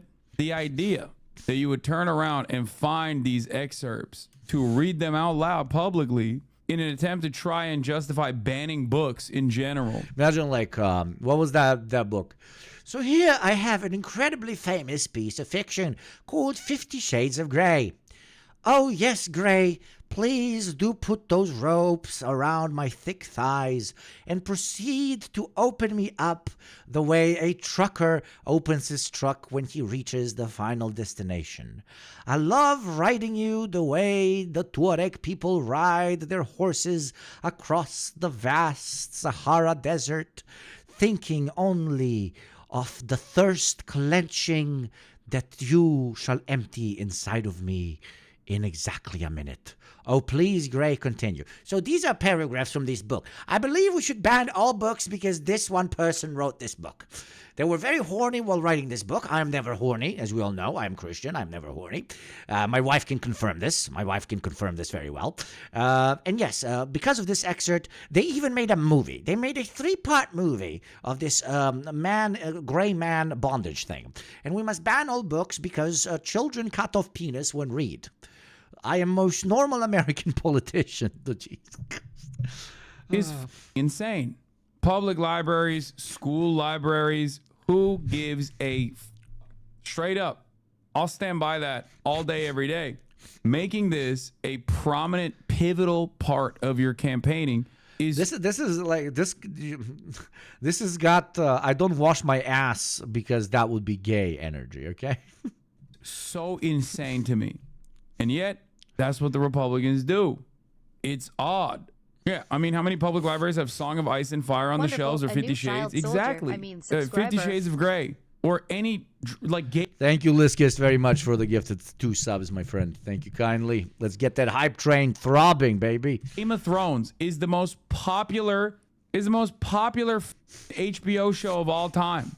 Its books are readily available in school libraries. There are depictions of sexual acts, both gay and even incestuous. Old white man finds out there are sex scenes in books. These are your elected officials. These are the governors of your state. Dude, be like, writers get horny and they put in sex scenes. Doesn't even have washing your ass is gay energy. This has 1950s.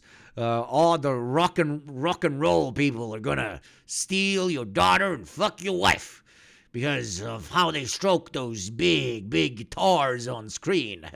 It's literally Satanus in personamum. Anti-sex prohibition era. Let's fucking go, bro. Wait, there is horny in media? I do not know there is horny in media. What if my wife read this book and find out that sex can be pleasurable? There are depictions of rape in book. Let's be honest, the incestual sex in Game of Thrones is a positive to these politicians. Absolutely. Like, literally a decade worth of Game of Thrones shows where sisters fuck brothers all the time, right? Conservatives don't bat an eye. That recent episode in the new Game of Thrones show where woman kisses woman and all conservatives, oh my fucking God, this is disgusting. And the things they're teaching our children. But they were probably fucking rocking one out, rubbing those male clits to fucking Jamie plowing this shit out of Cersei, dude. Thank you, Gabriel, for 100 bits. This is why I'm a socialist. Socialism is when butt stuff. Absolutely. And the more butt stuff you do, the socialister it gets. That we read. Yeah, House of Dragon. Yeah. The show is extremely mid. Nothing fucking happens in it. And they get pissed off of a fucking kiss by 2 characters in like an intimate moment where the scene kind of made sense. But hey, whatever. For middle school, and high school. Literally, like a tree grows in Brooklyn. I can't remember now because my memory is awful. There are depictions of that shit in the Bible. There's depictions of murder. And this fucking guy is going, dude, what are you doing? No, I always found that funny back in high school, and I don't know if thank you for the level 3 hype train. I really appreciate it, guys.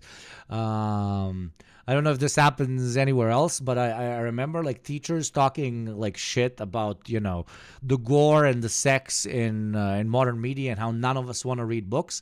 And then you read some of the fucking books that are like mandatory reading, and in one it was just a 20-page description of how Ottoman imperialists are shoving a massive stick up a guy's ass to basically SA him and murder him. Like detailed explanation on of the torture, and I'm like, you don't want me to watch Pokemon and Goku because Naruto because too much violence, but you're making me read this at the age of 14 or 13. What was it? At that moment, I realized like old people just their conception of intense sexual or violent acts is just fucking off the charts completely, dude. You can't be reading any of this stuff. To Kill a Mockingbird is an American classic.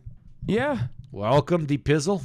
And no, genderqueer was not on the reading list for kids, on the NEA summer reading list for kids. It's on the recommended leading...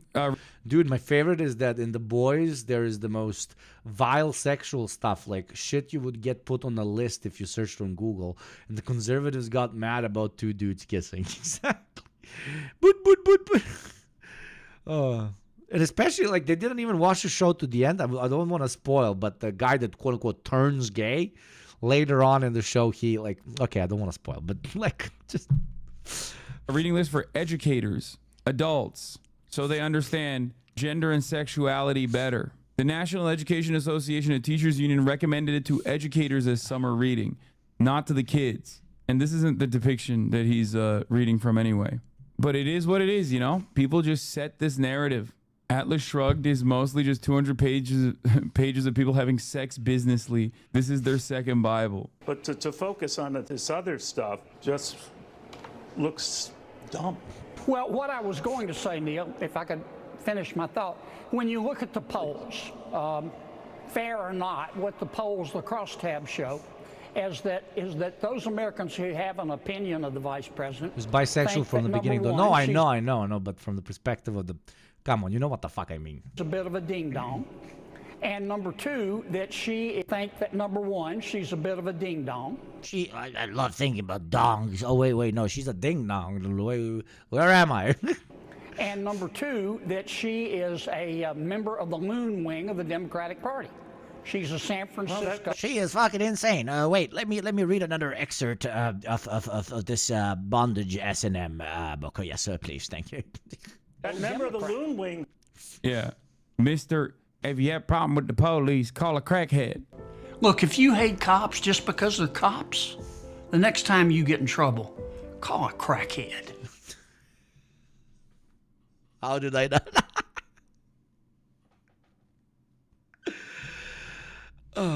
Wait. Just because of... If you have a problem with the police, call a crackhead. Look, if you hate cops just because they're cops, the next time you get in trouble, call a crackhead. This message has been approved by YugopnikTwitch. Like, unironically, call a fucking crackhead. You might even have a good time. Throw back a few. Instead of being thrown back through a window by a cop. Yes, Yugopnik approves. I'm voting for this guy, whoever he is. I'm John Kennedy, and I approve this message. The ding-dong and the loonies. Mr. Depictions of getting the ass and receiving a blowjob, read it out loud, and did a softcore audiobook readout in Congress is over here being like, they're ding-dongs. So maybe you draw no distinction between a female candidate and a male one, then that's fair game. But that this could hurt you with female voters with these type of comments. Well, let me. Why would this hurt me when my female voters do not care about the sexes? They're very against the sexes and the having of the orgasms and the dildos and such.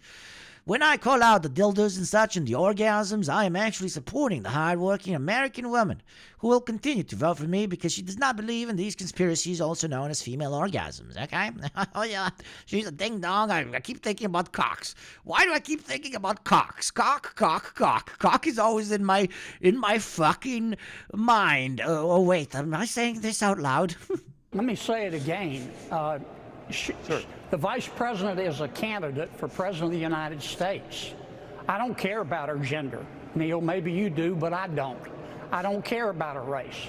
I care about her Then why competence. call her a ding-dong? And I'm telling you what the polling shows.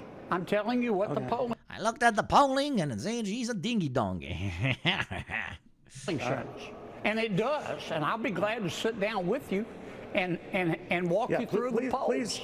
I want to see the ding dong poll, dude. We got to see. From 1 to 10, how much do you rate this lady as a ding-dong? Indeed, brothers, we are running against an enemy of the state. A ding-dong. Such a boomer word, a ding-dong in general. Like, who the fuck? I forgot that was this fucking word. What does it come from? Like a ding-dong. Okay, wait. Okay. What? Origin of term a ding-dong. Mid-16th century, imitative. What? The earliest known use of the word ding-dong is in the late 1500s. Earliest evidence of ding-dong is from around 1577. Ding-dong is multiple, either an imitation or expressive formation. Man, what are these fucking nerd terms, man? I don't understand what the fuck is going on, brother. I don't read any fucking dictionaries, brother. Just know it is dong in it. We got to see the ding-dong poll. You don't understand. I saw the polls. 98% of Americans say Kamala is a ding-dong. They were polled on it. Let me say it again. Thank you very much, Murick, for the 3 months sub. Yeah, let's go, brother. You're a very good brother. Yes, indeed. You are not a ding-dong, indeed. I've looked at the polling, and you, Neurig. Fuck, I almost said the fucking bad word. Thank you very much. I'm too much into character. Okay. Thank you very much. You are not a ding-dong approved by the pollings. Bringing it back to my feelings. My feelings. I love when I look at the polls. I mean, look, doesn't this? I'm literally going to hell for this one. When you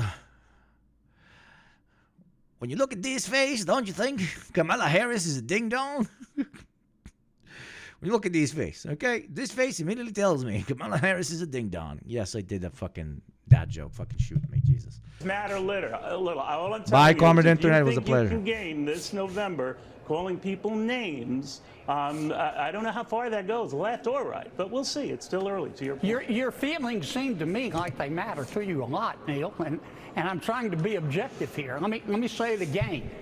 Are you? That's so funny to be like, I'm objectively calling her a ding-dong and claiming that Americans are calling her objectively a ding-dong. You can say it again, over and over again.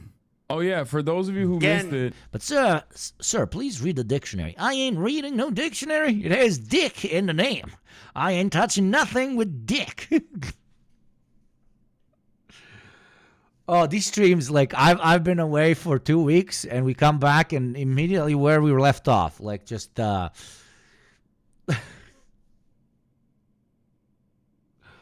I'm so sorry to the normal people in chat. Donald Trump had a beautiful moment this weekend at Turning Point Action Conference, casting a vision for 2024 and beyond. Let's hear what he had to say. I'm sure it was normal. And again, Christians, get out and vote. Just this time. You won't have to do it anymore. 4 more years, you know what? It'll be fixed. It'll be fine. I'm sorry, what? I will rule forever. Yeah, that was heavy. That was heavy. And afterwards, he was interviewed again, and he didn't want to, like, she asked her, but sir, please, she asked him, like, sir, but please confirm that you're not saying that if I win, you will be president forever, please. And he just didn't. He ignored the bitch totally. What? You won't have to do it anymore? 4 more years and you're what, I'm sorry, what do you mean? What do you mean the last election? The funniest interpretation of those... First emperor. comments that he's so narcissistic and knows he wouldn't be able to run for a third term if he wins, and he doesn't give a fuck about Republicans after he's done being president. So he's like, you don't have to vote ever again. I don't care. That's beautiful. I don't think that's what he's saying. It I could think be. he's like, It could be. It could be. Oh, fucking hell. He's honest, at least. I mean, imagine that pitch to Americans kind of in a weird way works, because their interpretation of political activism is just voting, right? And he's basically telling them, you won't need to do any more political activism. I will save you from the difficulty of turning on TV and watching political debates and then having to vote. I will lead you to true freedom from all consequence. Everybody will get hot Cheeto, lie, and Netflix, and no more voting. That would literally probably be the most successful American political campaign of all time. like, no, it's over. No more voting after that anyway. You don't have to worry about that at all. You won't have to vote anymore, my beautiful Christians. I love you, Christians. I'm a Christian. I love you. So he says, I'm not Christian here, which I think is very odd. I think he was saying I'm a Christian, but like just God didn't let him say it. So it just came out like, I'm not Christian. I feel like that's what happened, because I'm a hot, beautiful Christian. It just doesn't make sense. I am the most beautiful Christian. Most beautiful Christian. So last week, I just gone Jesus about empanada, while the empanada just jumps fucking. Oh, fucking legendary. Okay, thank you very much, Hassan. Everybody go support Hassan who doesn't hear, which would be weird. Very good, very good. Hogwatch was fun. Speaking of Hogwatch, in 1 minute and 30 seconds, the mandatory ad break will mandatorily break with an ad. If you would like not to watch that while supporting the show and allowing me to go to my dad and saying, look at how many subscribers I have, him tapping me on my head and saying, I'm very proud, son, for the low price of $6 a month or for free through Prime, please do consider becoming a subscriber and not watching ads, because ads bad and cringe and propaganda and make your beautiful little head go in pain, okay? Okay. Next. Since we're on Trump, let's watch dear friend of the Wonderful, show. a new child soldier. Subscriber. Dear friend of the show, the hottest communist on the internet. Noah Samson, Noah Samsung, Noah Samsam, Noah Sami, Noah from the Ark, reborn with better mustache and without genociding all of humanity. Yes, thank you very much, Mr. Andy Pizzle. Thank you very much for subbing and having an adless experience while joining the great Gunnar Army of Jezreel. So yeah, the worst type of guy, the worst type of gay. Is it the same? Hey guy, hey gay. You know this one, like top. What was the channel that did top 5? Top 5. Top 5 about this one. This one's. Hello gays. It's one of my favorite channels of all time. With top 10, top 5 owl. This is not bad. Hello gays. Hello gays. Hello gay. I want to pronounce it the same way. I just want to constantly call everyone. I have a list of. Constantly call everyone gay, but in a good way, like a compliment. Top 5 owl. Número 5. You know this channel, right? What the fuck? I wasn't subbed. I've been watching this channel for years. Alien owl. Oh sí, vamos a subir. Oh no. Número 4. Owl Ride Scooter. Toilet ananas nas das. Toilet ananas nas das. Toilet ananas nas das. Toilet ananas nas das. Toilet ananas nas. Número How the fuck is the owl doing that? How the fuck is the owl doing that? 3. Owl Scare. Owl Scare. Número 2. Owl very scare. Stupide owl. Stupid fucking owl. Stupid the fucking oil. Holy shit. Honorable mention. Holy shit. Holy shit, in the end, is so fucking good. Honorable mention. Honorable mention. Número 1. Owl Creepy.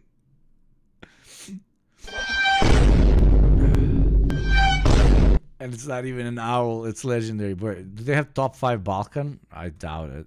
Top 5 Balkan. Top 5 Balkan Mafia. What the fuck? No, it's Kringe. They don't have top 5 Balkan. Hello gays.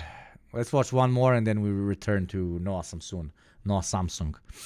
Which other one? Which top 5 job? Okay, top 5 job. Hello gays. Today we have a list of top 5 job. Número 5. Phone repair. I cannot hold it in anymore. I just wanna... Número 4. Cleaner. Cleaner. Número 3. Reporter. Pues dice que se subió aquí y que... Game glitched. Número 2. Pizzaman.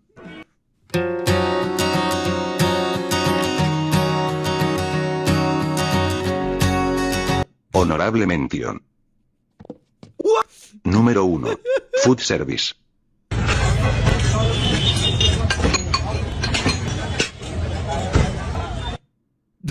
Ello.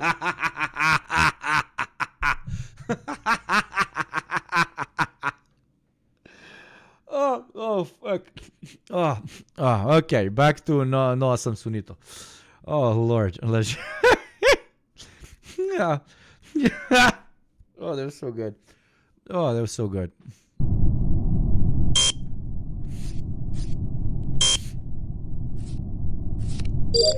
Hello. He somehow became even hotter, man. Somehow even like one of the icons of our Gooner state will be Noah Samson. We do know this. Like mandatory at least once a week gooning to Noah Samson, okay? Viewers, today we're going to look at... It's weird that I just said that, probably very weird. Just straight dudes being straight. I don't know. A video that I found... Two straight dudes being very, very straight. On the internet. My face is in the thumbnail. It's called The Most Annoying Guy Ever. And that's me right there. The most annoying guy ever. Why does every guy look like this? Well, I don't know. Let's find out. Have you met this guy? Of course you have. He's everywhere. Yes, I have. He is me. Oh my God. I got my own style. That is bad. I actually did meet Curtis Connor the other day. We recorded a podcast, so once that releases, the world can decide whether or not we're the most annoying guys ever. As someone who is originally from... There can only be one, brother. There can only be one. Thank you, Uncle, for 100 bits. Hakim assassinates Yugopnik after his proposal to institute mandatory gooning sessions. No, he would be super supportive of that. But no drinking at the gooning sessions. That's what would kind of... cause the party divide with my brother Hakim, yes. Melbourne, Australia, I have to apologize on behalf of my city for unleashing this guy onto the world. Hey, come on, man. Don't be so hard on yourself. It's okay. It's not your fault. It's not your fault. It's not your fault.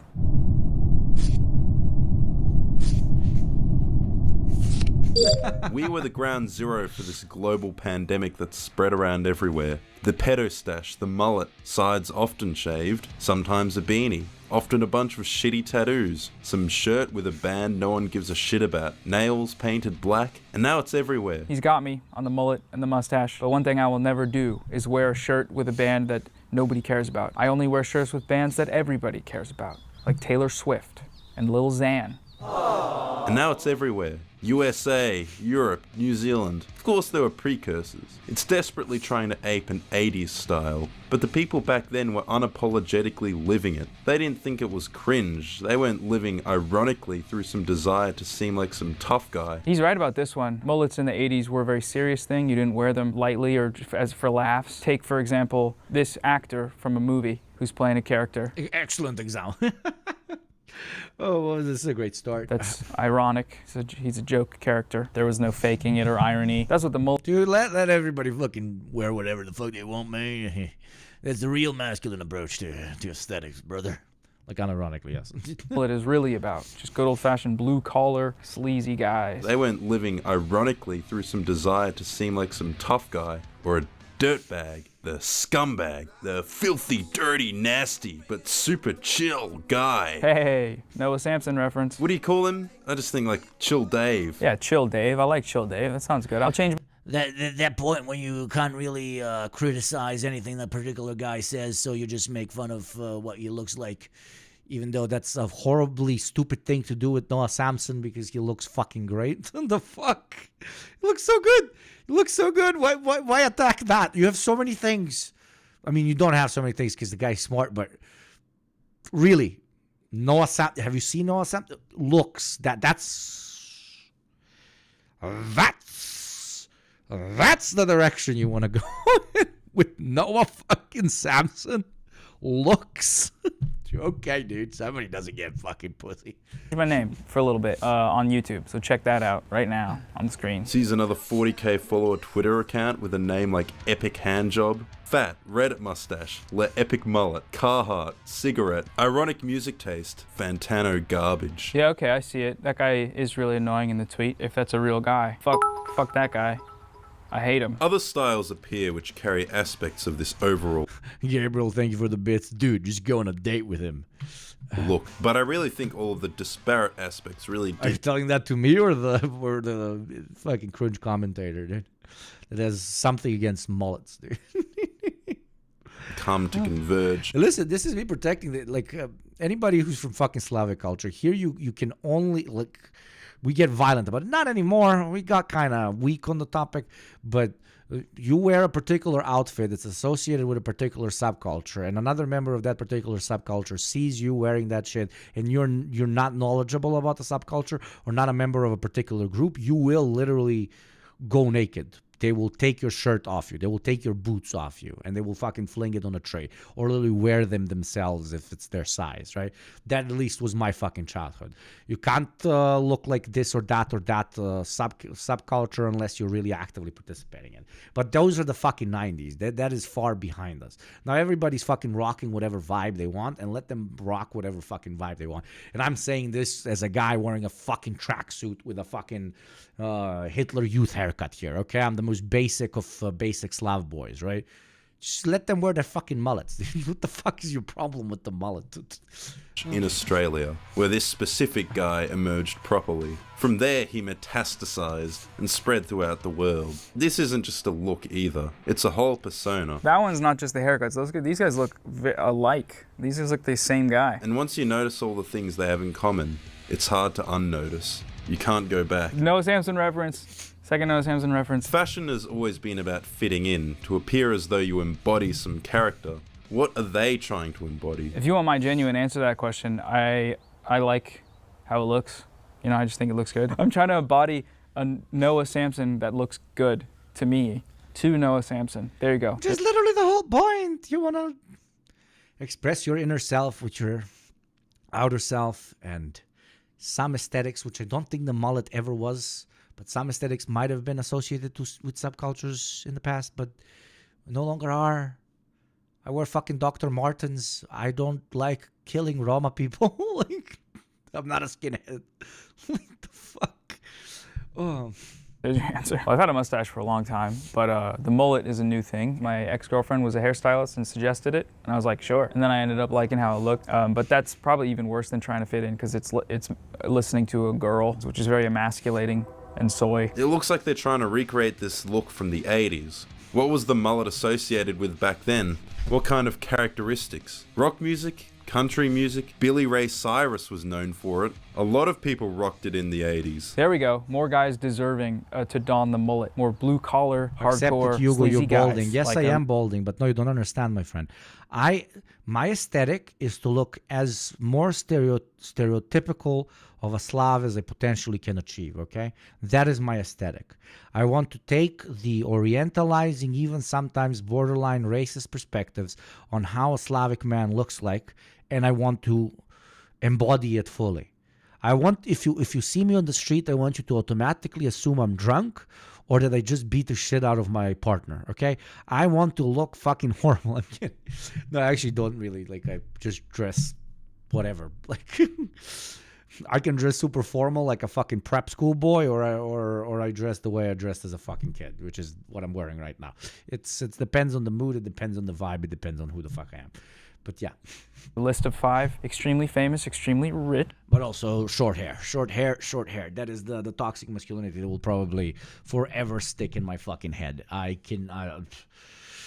will never have long hair. I would literally rather die. So. Actors and musicians. He doesn't give a fuck. He's chill and up for anything. He'll do drugs and alcohol freely. A real 80s cokehead. Sleazy's perhaps the best word for this. This is who the mullet came to be associated with. I like this clip. It's an iPhone video of a guy riding the biggest motorcycle you've ever seen. That's awesome. I like it. If you exist, hit me up. Fun fact, in a YouTube video, when you say the word subscribe, the button glows. I didn't know that. That's kind of cool. Subscribe. I'm wearing diesel jeans as a shirt and a leather jacket as pants. I'm the only person that's not part of a trend and everyone thinks it's cool. Yeah, brother. Subscribe. Does it loop it? Subscribe. Karl Marx said, history repeats. Yes, I love this guy. A shredded nerd, I love you. This video is great. All right, continue with Marx. Karl Marx said, history repeats itself. First as tragedy, second as farce. This is in reference to Napoleon III and his rather reserved, unremarkable leadership as opposed to his ruthless forebear. Now, just as neo-pagans LARP as being Odin's Viking warriors, and every great empire in European history LARPed as Great Rome Reborn, Chill Dave, the cool scumbag rad dirtbag guy dude, LARPs as the sleazy 80s cokehead, trying to revivify this archetype. The appeal is that you... Oh shit. Sorry, but he kind of shooting guns here, okay? He's kind of opening fire. Yeah. Don't give a fuck. The mullet, the whole style, looking slightly unkempt, it's meant to convey that you care not for any norms. Because to the people of the 70s and 80s, the mullet conveyed that... Yeah, like all fucking hyper-aestheticization of yourself. All hyper-aestheticization or following a particular... look category is nerdy as shit. Like, it's... But everybody... Is that bad? Is that bad? Why did you make a whole video about that? The fuck? You would willingly look ugly with no regard. You would choose to put something so garish, so ugly on the top of your head. It's a rejection of social norms in the most outwardly aggressive way a haircut could be. I feel like the first mullet guys for sure were rejecting social norms, but the moment it becomes a trend, you know, when you got Billy Ray Cyrus wearing it, I mean, is he rejecting social norms? Maybe on a broad scale, but also probably a lot of people thought it was hot and cute. It was occasionally combined with other broadly disliked styles like the rat tail or dreadlocks in an effort to look as filthy as possible. That's what it conveyed more than anything. That you care so little and can still succeed in spite of it. You can still get rich by selling coke, and you can still pull women who are underage. Hey, you're cheating. Dr. Disrespect doesn't actually have a mullet, he wears a wig. Pal, okay? He is not like us, as it were. This is where the irony comes in. Come on now, guys, I wasn't being sincere. And this is ironic fashion. So you live this every day and present yourself to the world in this way. In every social encounter you go into, you present this veneer of insincere completely misses the fucking everything. Like, you could absolutely make a point that leftists are extremely cringe in that you've always met that leftist guy that literally looks like he's wearing a fucking trash bag because he identifies aesthetics so much with constantly presenting to other people as, hey, I'm definitely not working for a corporation. I'm definitely not working in a supermarket. I'm definitely like anti-system, bro. Look at the clothes I'm wearing. I'm definitely anti-system. Look at me. Like, I really need to fucking scream. My outfit really needs to scream at everybody that I'm really anti-system, dude. Like, I'm very original, dude. That is an adequate criticism that is very fucking correct, and it's very fucking cringe, you know? The fucking leftist that goes, rah! It's somebody who wore a fucking suit or who likes to wear pants and a shirt. Like, it's extremely cringe. But that's doing the same thing as what you're doing to them now. Like, oh, look at this particular aesthetic. It's cringe because it's, this is what I associated with, and you're not actually that thing. And I don't like you because you're not actually that thing that I associated that particular aesthetic with. Ha ha ha ha ha. It's the same thing as the cringe leftist guy being like, you wear a suit. Disgusting. Like, it's two sides of the same extremely cringe, nerd-ass fucking pussy-ass fucking coin, dude. A fundamental contradiction. You want to appear as if... So much energy wasted on the making of this video, I agree. I didn't expect us to go into this direction. We're literally just discussing fucking mullets here. The fuck is this today's stream turned into? But hey, I've jumped into this pool, now I gotta swim. Thank you, Romka. Stop breaching the boundaries of petit bourgeois labor or aristocrat criticism, or they will learn how to actually do it. Preach. If you let go while still caring, you want to appear like a decent human being, while still appearing like a scumbag. Okay, it's cringe to depict someone else as the soy jack, to own them, but I can't stop thinking about this image where there's a guy that's just walking, kind of minding his own business and whistling, and then there's another guy that's like really pissed at him for some random reason. That's what this video feels like. It's just like a guy like, not only because the guy has a mustache, and I think he might have a mullet, but just because who cares? But then again, you could just as easily put me making a video responding to this guy in the cringe thing, and then him there because he's the cool guy that thinks we're cringe, and then he wins. I think that's how you do that. I haven't asked any other mullet mustache guys why they do it, so maybe I should. Maybe I'll put something like that in right here. What made you decide to rock the mullet mustache? I actually saw, the mullet came first. I saw a drag queen do it first. Their name is Crystal Method, and they had a really cool mullet, and I was like, you know what, that's kind of a cool hairstyle. I'd like to give that a go. And it was also COVID, so I had nothing else to do. So I was like, I might as well just kind of sit down. Yeah, most of the time it's not that deep. Yeah, it's not that deep, dude. It's not that deep, bro. It's not that deep, bro. Bro. It's not that deep, bro. Bro. It's not that deep, bro. It's not that fucking deep, bro. That's the answer to this entire video. And next, thank you. Bye. And grow my hair. And then the mustache is sort of, I've always wanted one, but I never had the confidence to like let it grow out because I had to like go out in public and stuff. So also like, that was all. And it's kind of like finding your actual vibe, your fucking look. Like you can do it for very cringe reasons, or you can do it for the only reason which is not cringe, which is the reason I do it. And that is actually present the way you feel like inside, and that being your fucking style. And that is usually you just liking a particular aesthetic and then embracing it as your own, right? Based, great. But and the older you get, the more you realize, because when you're a kid, you're like, they're gonna make fun of me for looking like this. But one day I will be independent enough and I will, look the way I want to look, and nobody will be able to make fun of me because I'm an adult. Right? But then at one point you become an adult and you're still not doing it. Like postponing it. That's one category of people. And the other category of people that says, fuck it, I'm 25. I can now look whatever way I want to look because I no longer give a fuck about what people are going to think about the particular aesthetic that I've adjusted to. And then they adjust, and that's what they become. But speaking of adjustment, in exactly 1 minute, they will adjust you from this incredibly deep and eloquent analysis of what hairstyle does man pick because capitalism, and they will sell you capitalist products in the form of different hairstyle functions. For $6 a month, for free through Prime, do become a subscriber. Support this incredible work here that we do while talking about fucking haircuts apparently during the stream, while having an adless experience. The ad will play in 45 seconds. Thank you for your consideration. Also because of COVID, I was never leaving my house, so I could like, you know what, I'm just gonna let this thing ride out. And then once I had it, I was like, I actually liked how I looked for like once in my life, so I kept it. I just felt really like confident, and I felt pretty handsome, so I kept it. Long story short, I think I liked how I looked, and then I liked how it made me feel. So what do you say to those that say that it's woke, that you're being cringe and woke? Yeah, I'd agree with them. I feel like I was a pretty staunch conservative, but then now I have this, so I kind of have to like adhere to the sort of social code that we sort of operate within. All right, thanks, Curtis, for your time.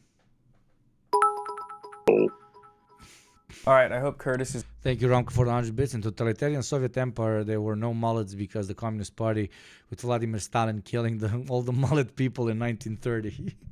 the great mullet expulsion. The great mullet-only gulags.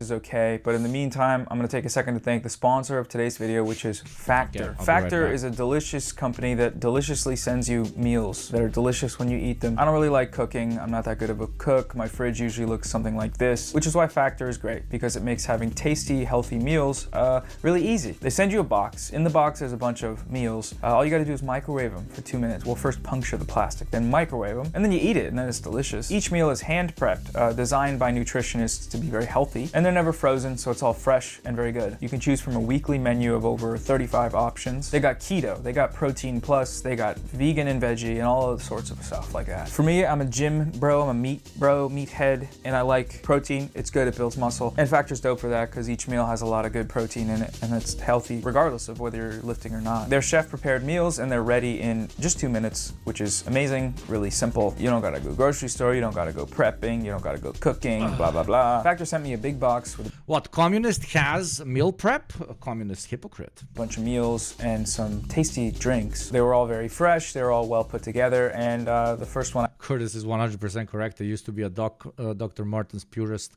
but I wore ballet flats once and became a trad wife. I had was a steak and carrots and garlic cauliflower mash dish that was delicious, incredibly easy to make and store in the fridge. If you use my link, you can... Isn't this more of a result of the old young Republicans wearing comb-overs, which makes every other style, quote-unquote, look leftist? Yeah, it's a form of fucking aesthetic rebellion as well. It's all fucking projection. Aesthetics has always all been fucking projection. But it's always been cringe. Like, trying to mold a particular aesthetic for yourself is extremely nerdy and extremely cringe. Let's not fucking lie to ourselves. I do it, you do it, but it's so fucking cringe. But hating on it is the only thing that is more fucking cringe, okay? Hating on the way somebody chose to fucking dress is the only thing more cringe than you carefully building an aesthetic for yourself, okay? It's a fight of two gorillas equally bad. Almost equally bad, okay? Romka, thank you. If a person needs money, I would very much prefer they promote some yee-ass meal prep rather than some bookie or crypto or casino. No, of course, yeah, of course. You can get 50% off your first Factor box and 20% off your first month of Factor meals. Click the link in the description box or scan the QR code with your phone. Fill up those little bellies with... Like, it's okay to be cringe. Just do cringe with friends. Do cringe with friends. It's the best thing you can fucking do. Literally, my favorite thing to do is go and get hammered and do cringe with friends. That's the fucking whole point. It's called living a little, you know? You want to have a fucking haircut with a dick drawn on your fucking face? Okay, dude, get a fucking dick haircut. God bless. The only thing more cringe than getting a dick haircut is making a whole ass fucking video making fun of people with dick haircuts. Factor meals and the dialectical materialism dropping hard on this haircut analysis video, okay? Help support the channel. Okay, back to the video now. Now, with a super chill millennial, the irony dirtbag, he tried to recreate this look in, I believe, some attempt to recapture that very same attitude. The issue, however, is that he cares. He cares way too much. It's obviously a facade, a carefully preened appearance, putting in so much effort to look like you put in no effort. Classic millennial staple. The painted nails give it away. The sketch he shows in the background there is making the same joke that he's making. It's making fun of guys that spend $500 for a Carhartt jacket just to look bad on purpose. Like, he's doing the same joke. You guys agree on that. But you're making fun of him for that, even though he's also making fun of this guy, it seems like. That is another character trait that generally appears broadly in the type of person who adopts this style. And I say broadly, some people just adopt a fashion. Boshuna, I missed you so much. I was worried you were kidnapped by Andrew Tate or the Queen. She lives. No, I was kidnapped by Hakeem and JT, and we fucking chilled the shit out of ourselves. Literally, we got all the shit out of you know where. But no, yeah, I was... Sorry that I wasn't here, but now I'm back and I'm here to stay, baby. Yeah, let's fucking go. No vacations for me anymore, baby. No fucking vacays for this boy, okay? Because they see others do it. That's very common. This does not apply to everyone who wears this look. That being said, certain personalities do gravitate towards certain styles, like this safe sleazy kind of thing. First we had safe edgy, then safe horny, and now safe sleazy to finish the trifecta. Why does he put a map of Europe for safe edgy? What does that mean? Wait, is that even without France? Europe, or is it? Why is there a big gap there? Is this like Pangea or something? Am I tripping? What does this mean? Okay, looks like Germany's missing. Germany. And then some other stuff. France. So is that like the countries they invaded? Well, no, Germany invaded Poland and it's still there. Look, someone help. Help. I've noticed an oddly judgmental, holier-than-thou type who tends to present themselves in this way, who talks oddly a lot about decency through the lens where they are, of course, very virtuous. It very regularly takes the form of moral condemnation more than anything, and in fairly manipulative ways, like being associated with or being seen with the wrong people, or people acting problematic in the presence of another. And then oh my God, people use aesthetics to signal to other people that they are actually a part of a wider movement. And while that being cringe, that is something that people have done since forever. Actually, the original reason aesthetics actually exist were for you to show what tribe you're a member of, which other people you associate with, or what caste you belong to inside of the tribe. Fucking anthropology -101. But okay. This is literally why people dress.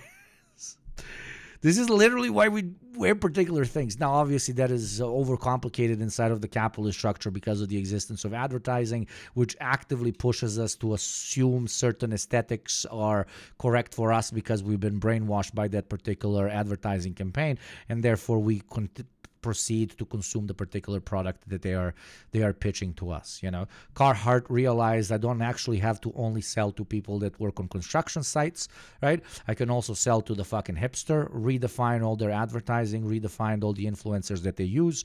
Eventually, all the fucking hipsters were like, I want to wear Carhartt as well. I think this is my own independent choice that I'm doing this, but no, they're actually literally just propagandized into it while saying, oh, advertising doesn't work for me. Well, it fucking did. You just bought a $500 jacket, etc., etc. Like, but this is, again, all of this is a consequence of you just living in quote-unquote society. And it is cringe. I will not say that you carefully designing your fucking aesthetic so that it looks like you're edgy leftist guy or proud American patriot isn't fucking cringy. It is fucking cringy. But the only thing that is more cringy than that is calling out that cringe. Like, get a fucking life. Why are we talking about mullets for 20 minutes now? Fucking hell, man.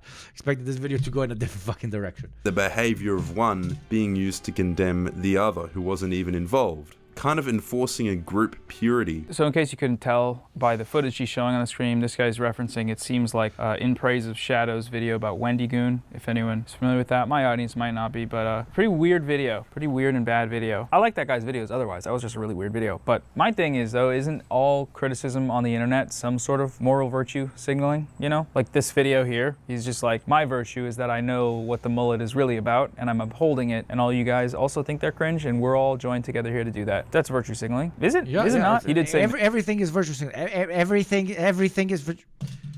Everything is virtue signaling. It is. Manipulative ways, which again I would actually agree on. A stream is just 5 hours of virtue signaling. That one video, it's very weirdly manipulative in its arguments, but so is psychoanalyzing people for their haircuts and facial hair. Maybe not manipulative, just like a little. Man, I fucking bought some really strong fucking. These are supposed to be 3 out of 6. These fucking things kill, man. Jesus Christ. And purple grape, like the country we visited had orange. Orange fucking slaps dick real hard, real good. This is fucking bad. It just tastes like shit. By the way, you see my collection slowly growing? These are all different ones. The ones right here. Right here, right here. Right here, right here. Wait, oh shit. These ones, right here, right here. These ones. I'm trying all different ones. There's not a single one that repeats here, okay? I'm one of those guys that just collects boxes. Giving up smoking, I have, my friend. Haven't smoked a cigarette since October. Haven't smoked a vape in, I think, a month and a half or more. With this shit good. No, seriously, this shit, like, not a single vape puff. Smoked a bit of a nargileh, a shisha, at a club, but like I started coughing, and actually my throat hurt on the next day. So yeah, zitting them shits up, baby. A little odd. A little like, hey, what are you doing over there?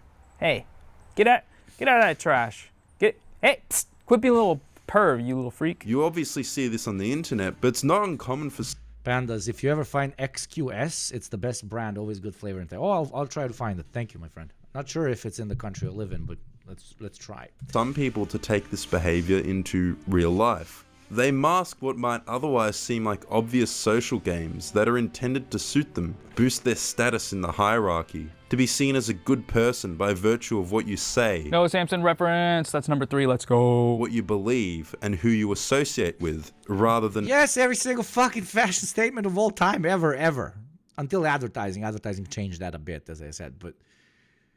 Is he discovering fire right now? Is he about to ooga booga and dance around it and be like, holy shit, I can cook stuff on this? What is this video? What is this video? Why does it exist? The video is people dress in a particular way because they want to signal society that they are a certain type of person. Da jebote, dobro jutro, koj kurac, da. Šta...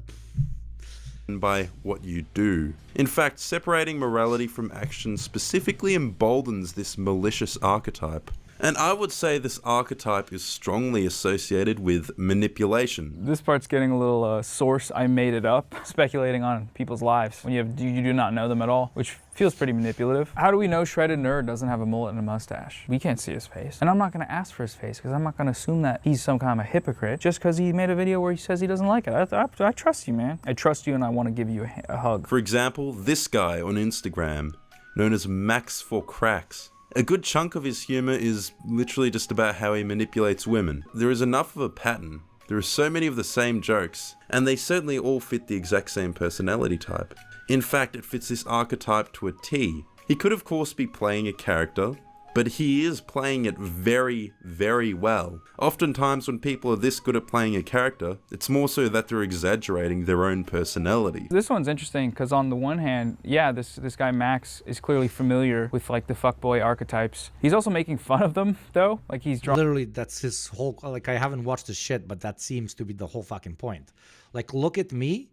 I am the stereotypical bad fuckboy, and these are the signs you should look out for stereotypical shitty fuckboys. That's the joke. That's the joke. Drawing attention to them in a way that makes Cookfita, actors equals characters they play.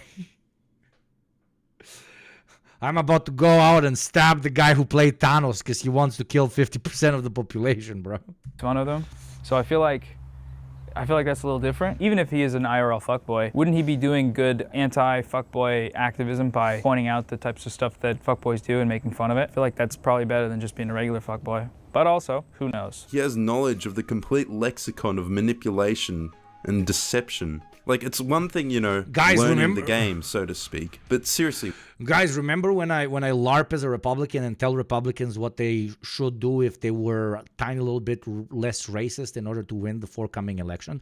Guys, you know when I LARP as a fascist and I'm like, if the fascists do X, Y, and Z, they will literally take over. Guys, remember when I know the deep intricacies of how capitalism works and how capitalists operate inside of the market structure of the current system? Remember when I'm all those things because I know a lot about those things?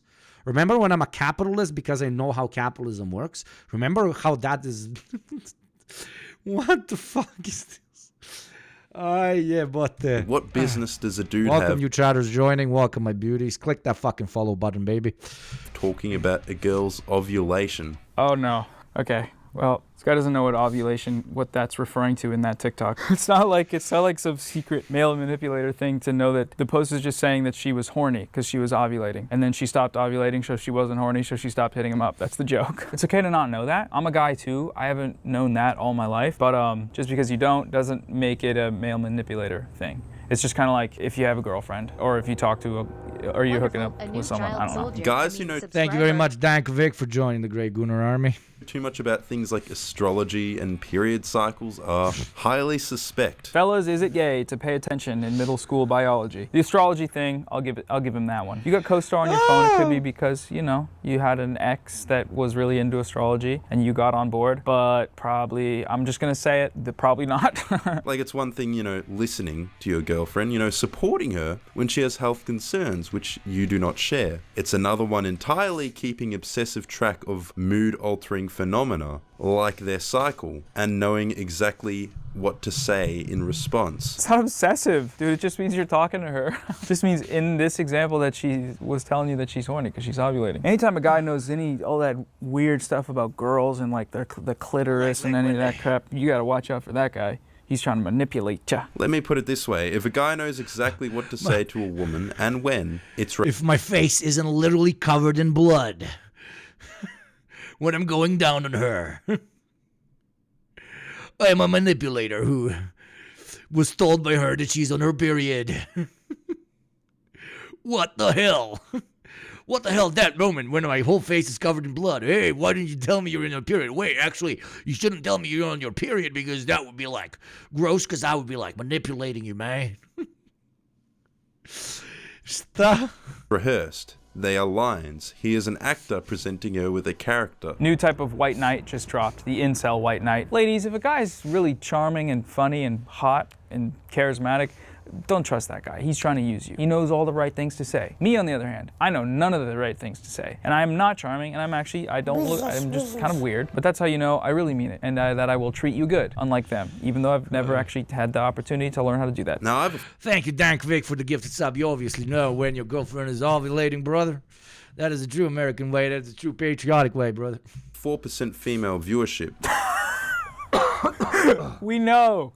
We know. Look, I'm not here to denigrate male spaces. This is common with male content creators. The percentage is usually pretty high. Destiny, what's your split? Is it like 60%? It's probably men? like my 40% female, 30? No 30? shot, dude. It's gonna be like 95-5. Oh wow. Yeah, we got the same split. That's fine, you get the boys together, but the moment we start talking about gender and the moment we start talking about dating and things is where, we gotta pay close attention to the fact that there's 94 dudes in a room and 4 girls and 1.6 non-binary people, and you're talking about what women want and your concerns with what they want. Don't know how that's gonna go, man. I've been in plenty of rooms with that ratio. I'm a dude, and I'm just gonna say the vibes are gonna be pretty rancid depending on the subject matter. Unless you're with your boys before a big football game in the locker room, or you're going out having a big beer boy day, just chilling, fine. But talking about feminism, woo, brothers, we are scaring the maidens to death, and we gotta acknowledge that. Now, I have a 4% female viewership, but I do want to pose a question to any women watching. Hypothetically, you or a friend of yours was entering into a relationship with this kind of guy. What is the thought process happening in you or your hypothetical friend's mind? Does one think this relationship is going to be highly fruitful and successful? Or are you perhaps seeking something toxic, subconsciously, or even consciously? Yes, dude. Ladies in my audience, just let me know. Is it because you're fucked up and you want something? Thank you, Megooms, for the 7-month streak, baby. Love seeing you and Hakeem and JT get together. Hope you all had fun. It was a fucking brilliant, dude. It was fucking great, man. We were exactly this, just 3 toxic men hanging out, talking about the women's and how much we don't like the women's and how much we hate some of the women's date guys that aren't us, and how they all have mullets, and that's very bad. Something toxic deep down and don't know it, because female psychology be like. Is it not a bit suspect when a man has these perfectly rehearsed lines, as in these videos where they're literally prepared earlier? Again, like I don't get this. The videos are him making fun of it. They're not real. Does he think they're real? Does he think the screen is talking to him, trying to be a fuckboy to him? I don't know. Who knows? Perhaps the modern dating scene specifically amplifies and rewards this manipulator archetype, and that is why you see women so regularly complaining about it. Yeah, I don't know what about the modern dating scene would No, man, like every dating scene since forever and ever and ever, the manipulator got away with shit because they're manipulating. They're manipulating. Until then, their partner found out and either left them or was in a disadvantaged societal position and could not, and therefore proceeded to live a very toxic life in a toxic relationship. But that's forever. It's not since the mullet. It's not since that one guy started doing those TikToks. Just saying. I don't know. I'm sorry that she hurt you, man. I'm really sorry she hurt you. Come over for a beer and we can talk about it. You don't have to make a whole video about a mullet. Just come over. We'll talk about it. It'll be fine. You'll be fine. Please don't make another mullet video. Please don't make another. Dude, he just made another mullet video. Specifically, reward manipulators or fuckboys more so than they've ever always been rewarded. Getting complained about, it doesn't seem like a reward, That seems like a negative one that might prevent you from doing these things in the future if people are picking up on your fuckboy tendencies. That's one cool thing about the internet is everyone can come together and be like, hey, West Elm, Gary's doing that shit again, man. And then people know what's up, Women know what to look out for. Men know maybe not what not to do. What's maybe a dick move to do. Naturally, accompanying the manipulator archetype is, of course, male feminism. Yeah, it's kind of unsurprising how many of these dudes are male feminists. It's a natural extension of their decent human being-ism. No Samson reference, number 5, let's get it. A way to denigrate other men while presenting themselves as One of the good ones. Yeah, babe, I'm not toxically masculine. I've got painted nails. I'm way worse. When people say shit like this, obviously they don't care about feminism. Obviously he's using this to dunk on a guy, some guys he doesn't like, and that's fine. That's his job. It does. Do men that call themselves feminists but aren't really use the fact that they call themselves feminists to manipulate women into relationships that the women from the get-go think will not be toxic, but that will eventually lead to toxicity because they will realize that all the spiel they were giving them was basically lies? Yes. But is this coming from a guy who spent 10 hours making a fucking video about mullets make no absolute sense? Also, yes, these two things can exist at the same time. Surprise, surprise. Thank you very much. Querma Bandera e Bandera for the sub. Welcome, my beautiful child soldier. Create a situation, though, where any sort of validation of feminist ideas or principles, when done by a man, is just pick-me behavior. Yeah, but no, that's what they kind of spin it into. Like, every male feminist equals pick-me. Like, you're always just simps and pick-me's. That's as old as time, the pitch, I mean, as old as good old time.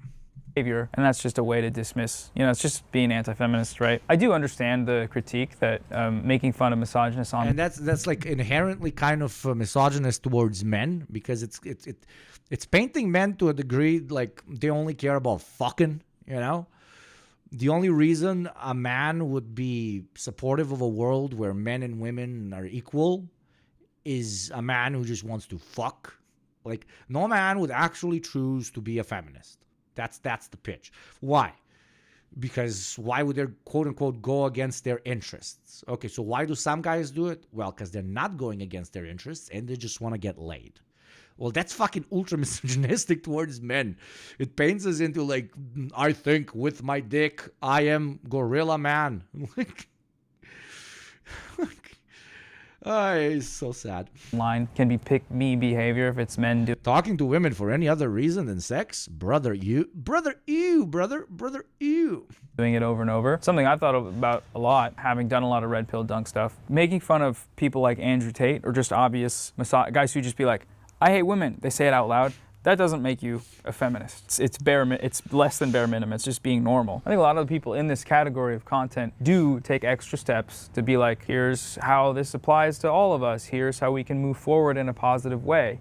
Promoting positive change. But in the same way that it's not feminist to make fun of Andrew Tate or the whatever podcast, it's also not denigrating men. It's denigrating extreme misogynists, right? I have like a 60-40 male audience. Do they feel denigrated by those videos? I would think not. Maybe they do. Maybe they like it. He promotes polyamory because he wants to break traditional relationship expectations and monogamy normativity, when in reality he wants to talk his girlfriend into letting him sleep with other women. This one's for sure a real thing, using polyamory to try and just cheat. You hear about this shit all the time. A guy pitches polyamory because he wants to sleep around. Girl says, okay, sure. Guy tries to sleep around, doesn't succeed in that. Girl tries to sleep around, succeeds. Guy gets extremely jealous, ends the relationship, or things go wired and he wants to go back. That's what it says in his post here. And if you go to that TikTok that he's showing on the screen there, in the comment section, it's all basically making that same joke. Hope y'all find a good dude for the three of y'all, because that's just the thing. The man isn't really polyamorous. He just wants to sleep with other people. Here I think it's important to differentiate between someone who is using the feminist label versus someone who is acting according to feminist principles. And a guy might call himself a feminist while doing that, but ask,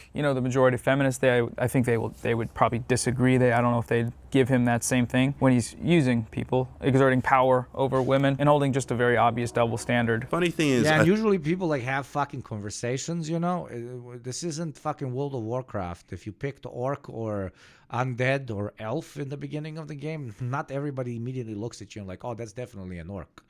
If you say you're a fucking feminist to a woman, she will have fucking conversations with you on the topic, and unless you're a fucking great manipulator, it will be very evident in 5 fucking minutes that you're actually not.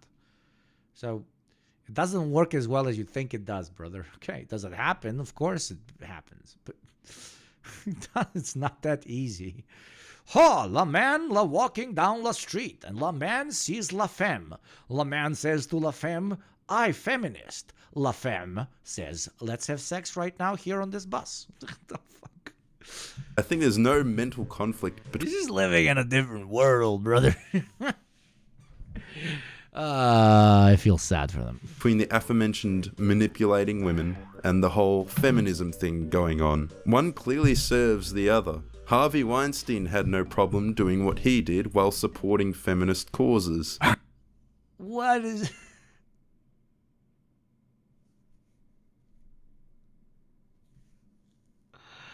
Yeah, Hitler liked dogs. Okay. Goddamn. The Harvey Weinstein comparison. That's intense, man. Is there a way to make fun of misogynists on the internet as a man without being compared to Harvey Weinstein? Perhaps the whole feminism thing is a cloak donned out of guilt. Perhaps it's why they believe so strongly in the toxicity of masculinity, for they see it in themselves. So yeah, I think this look has already lived out its lifespan. Try something new. Wait, how you gonna do that? How are you gonna go from the Harvey Weinstein comparison to back to the mullet mustache thing? There's such a wild jump at the end of a video to throw that point in there when you're just kind of talking about hair. Commonly known, Harvey Weinstein had a mullet. Haircuts and how you don't like them. But this is, you know, it's just more anti-feminism obscured by concern trolling, I guess, which then creates stigma around the idea of any man doing any sort of feminist related thing, because it must be because he's trying to do some heinous crimes. I'm sure if you asked, you know, a group of 10 feminists, I'm sure most of them would say that Harvey Weinstein wasn't a feminist. He didn't act according to the principles, just to sort of shoot a wild guess out there. But I don't know, this last point is interesting to me. I'm gonna make a video about that. But the rest of it, we love it. Fully agree, thumbs up. I love this guy, I love Shredded Nerd. Go give him a subscription. I think it's a fun video. I think Australian people, for the most part, they got good stuff going on over there. I was thinking of getting my haircut actually, but I have to hold off now for a few months because then I would look soy, and I'm not soy. I am full of testosterone. I'm gonna go bald in 3 weeks. So, check it out. Thanks everybody. See ya. Thank you very much, Thomas Samson, for your work. Thank you, Ramko, for the 100 bits. True leftists say they are feminists, but elaborate that they are proletarian feminists because it's the only one that works. Women hold up half the sky by the grace of Allah. Absolutely, my dear, dear, dear friend. Now, I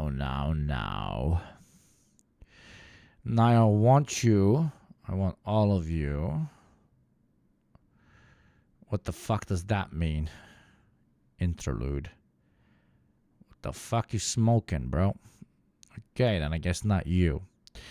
Now I want all of you to go and visit David Tovarish, the racist. What does he have that as a thing? Because today's wonderful stream, what the fuck is up with my hair? Today's wonderful stream is coming to an end. I will be seeing you tomorrow. I will be seeing you tomorrow 1 hour before our usually scheduled broadcast. I would love to continue this particular stream, but I have to record what? I'm an extremely busy man. A DEPROGRAM episode, okay? I'm not only a Twitch streamer, I'm a podcast guy and a YouTube guy. I am the... What's the opposite of Holy Trinity? I'm a unholy Trinity, okay? Thank you very much, especially to all the subscribers. You guys are what makes this channel run. In the next couple of days, we're going to reach that 1,000 and make me feel financially stable. Okay? Thank you very much to my mods, without whom I will absolutely not be able to do this. Thank you very much to all who clicked follow. Check out Yugopnik Live on YouTube. That's where you get the highlights. And join the fucking Discord. The Discord community is huge. It's huge and it's beautiful. And that's where you can get the most up-to-date information on when I stream. Thank you very much, Amira, fucking legend, biggest fucking donor of today's stream, for the 245 bits. I love you, Amira. You fucking links legend. Okay? You write exclamation point Discord and you get the link. Okay? Exclamation point Discord. You get the link. Join the fucking Discord. Now, go and say hi to our wonderful, wonderful friend, David Tovarish, the racist. Give him a follow. Help the smaller creator rise in number go up. And I will see you tomorrow again, 1 hour from before we started today's stream. So it would be 4.5 hours this time, minus 4.5 hours. That's when we're streaming tomorrow. Okay, this minus 4.5 hours. Fucking see you there. Be there or be square. Fucking love all of you. Have a great fucking rest of the day. This was absolutely brilliant. Mwah, mwah, mwah. Bye bye.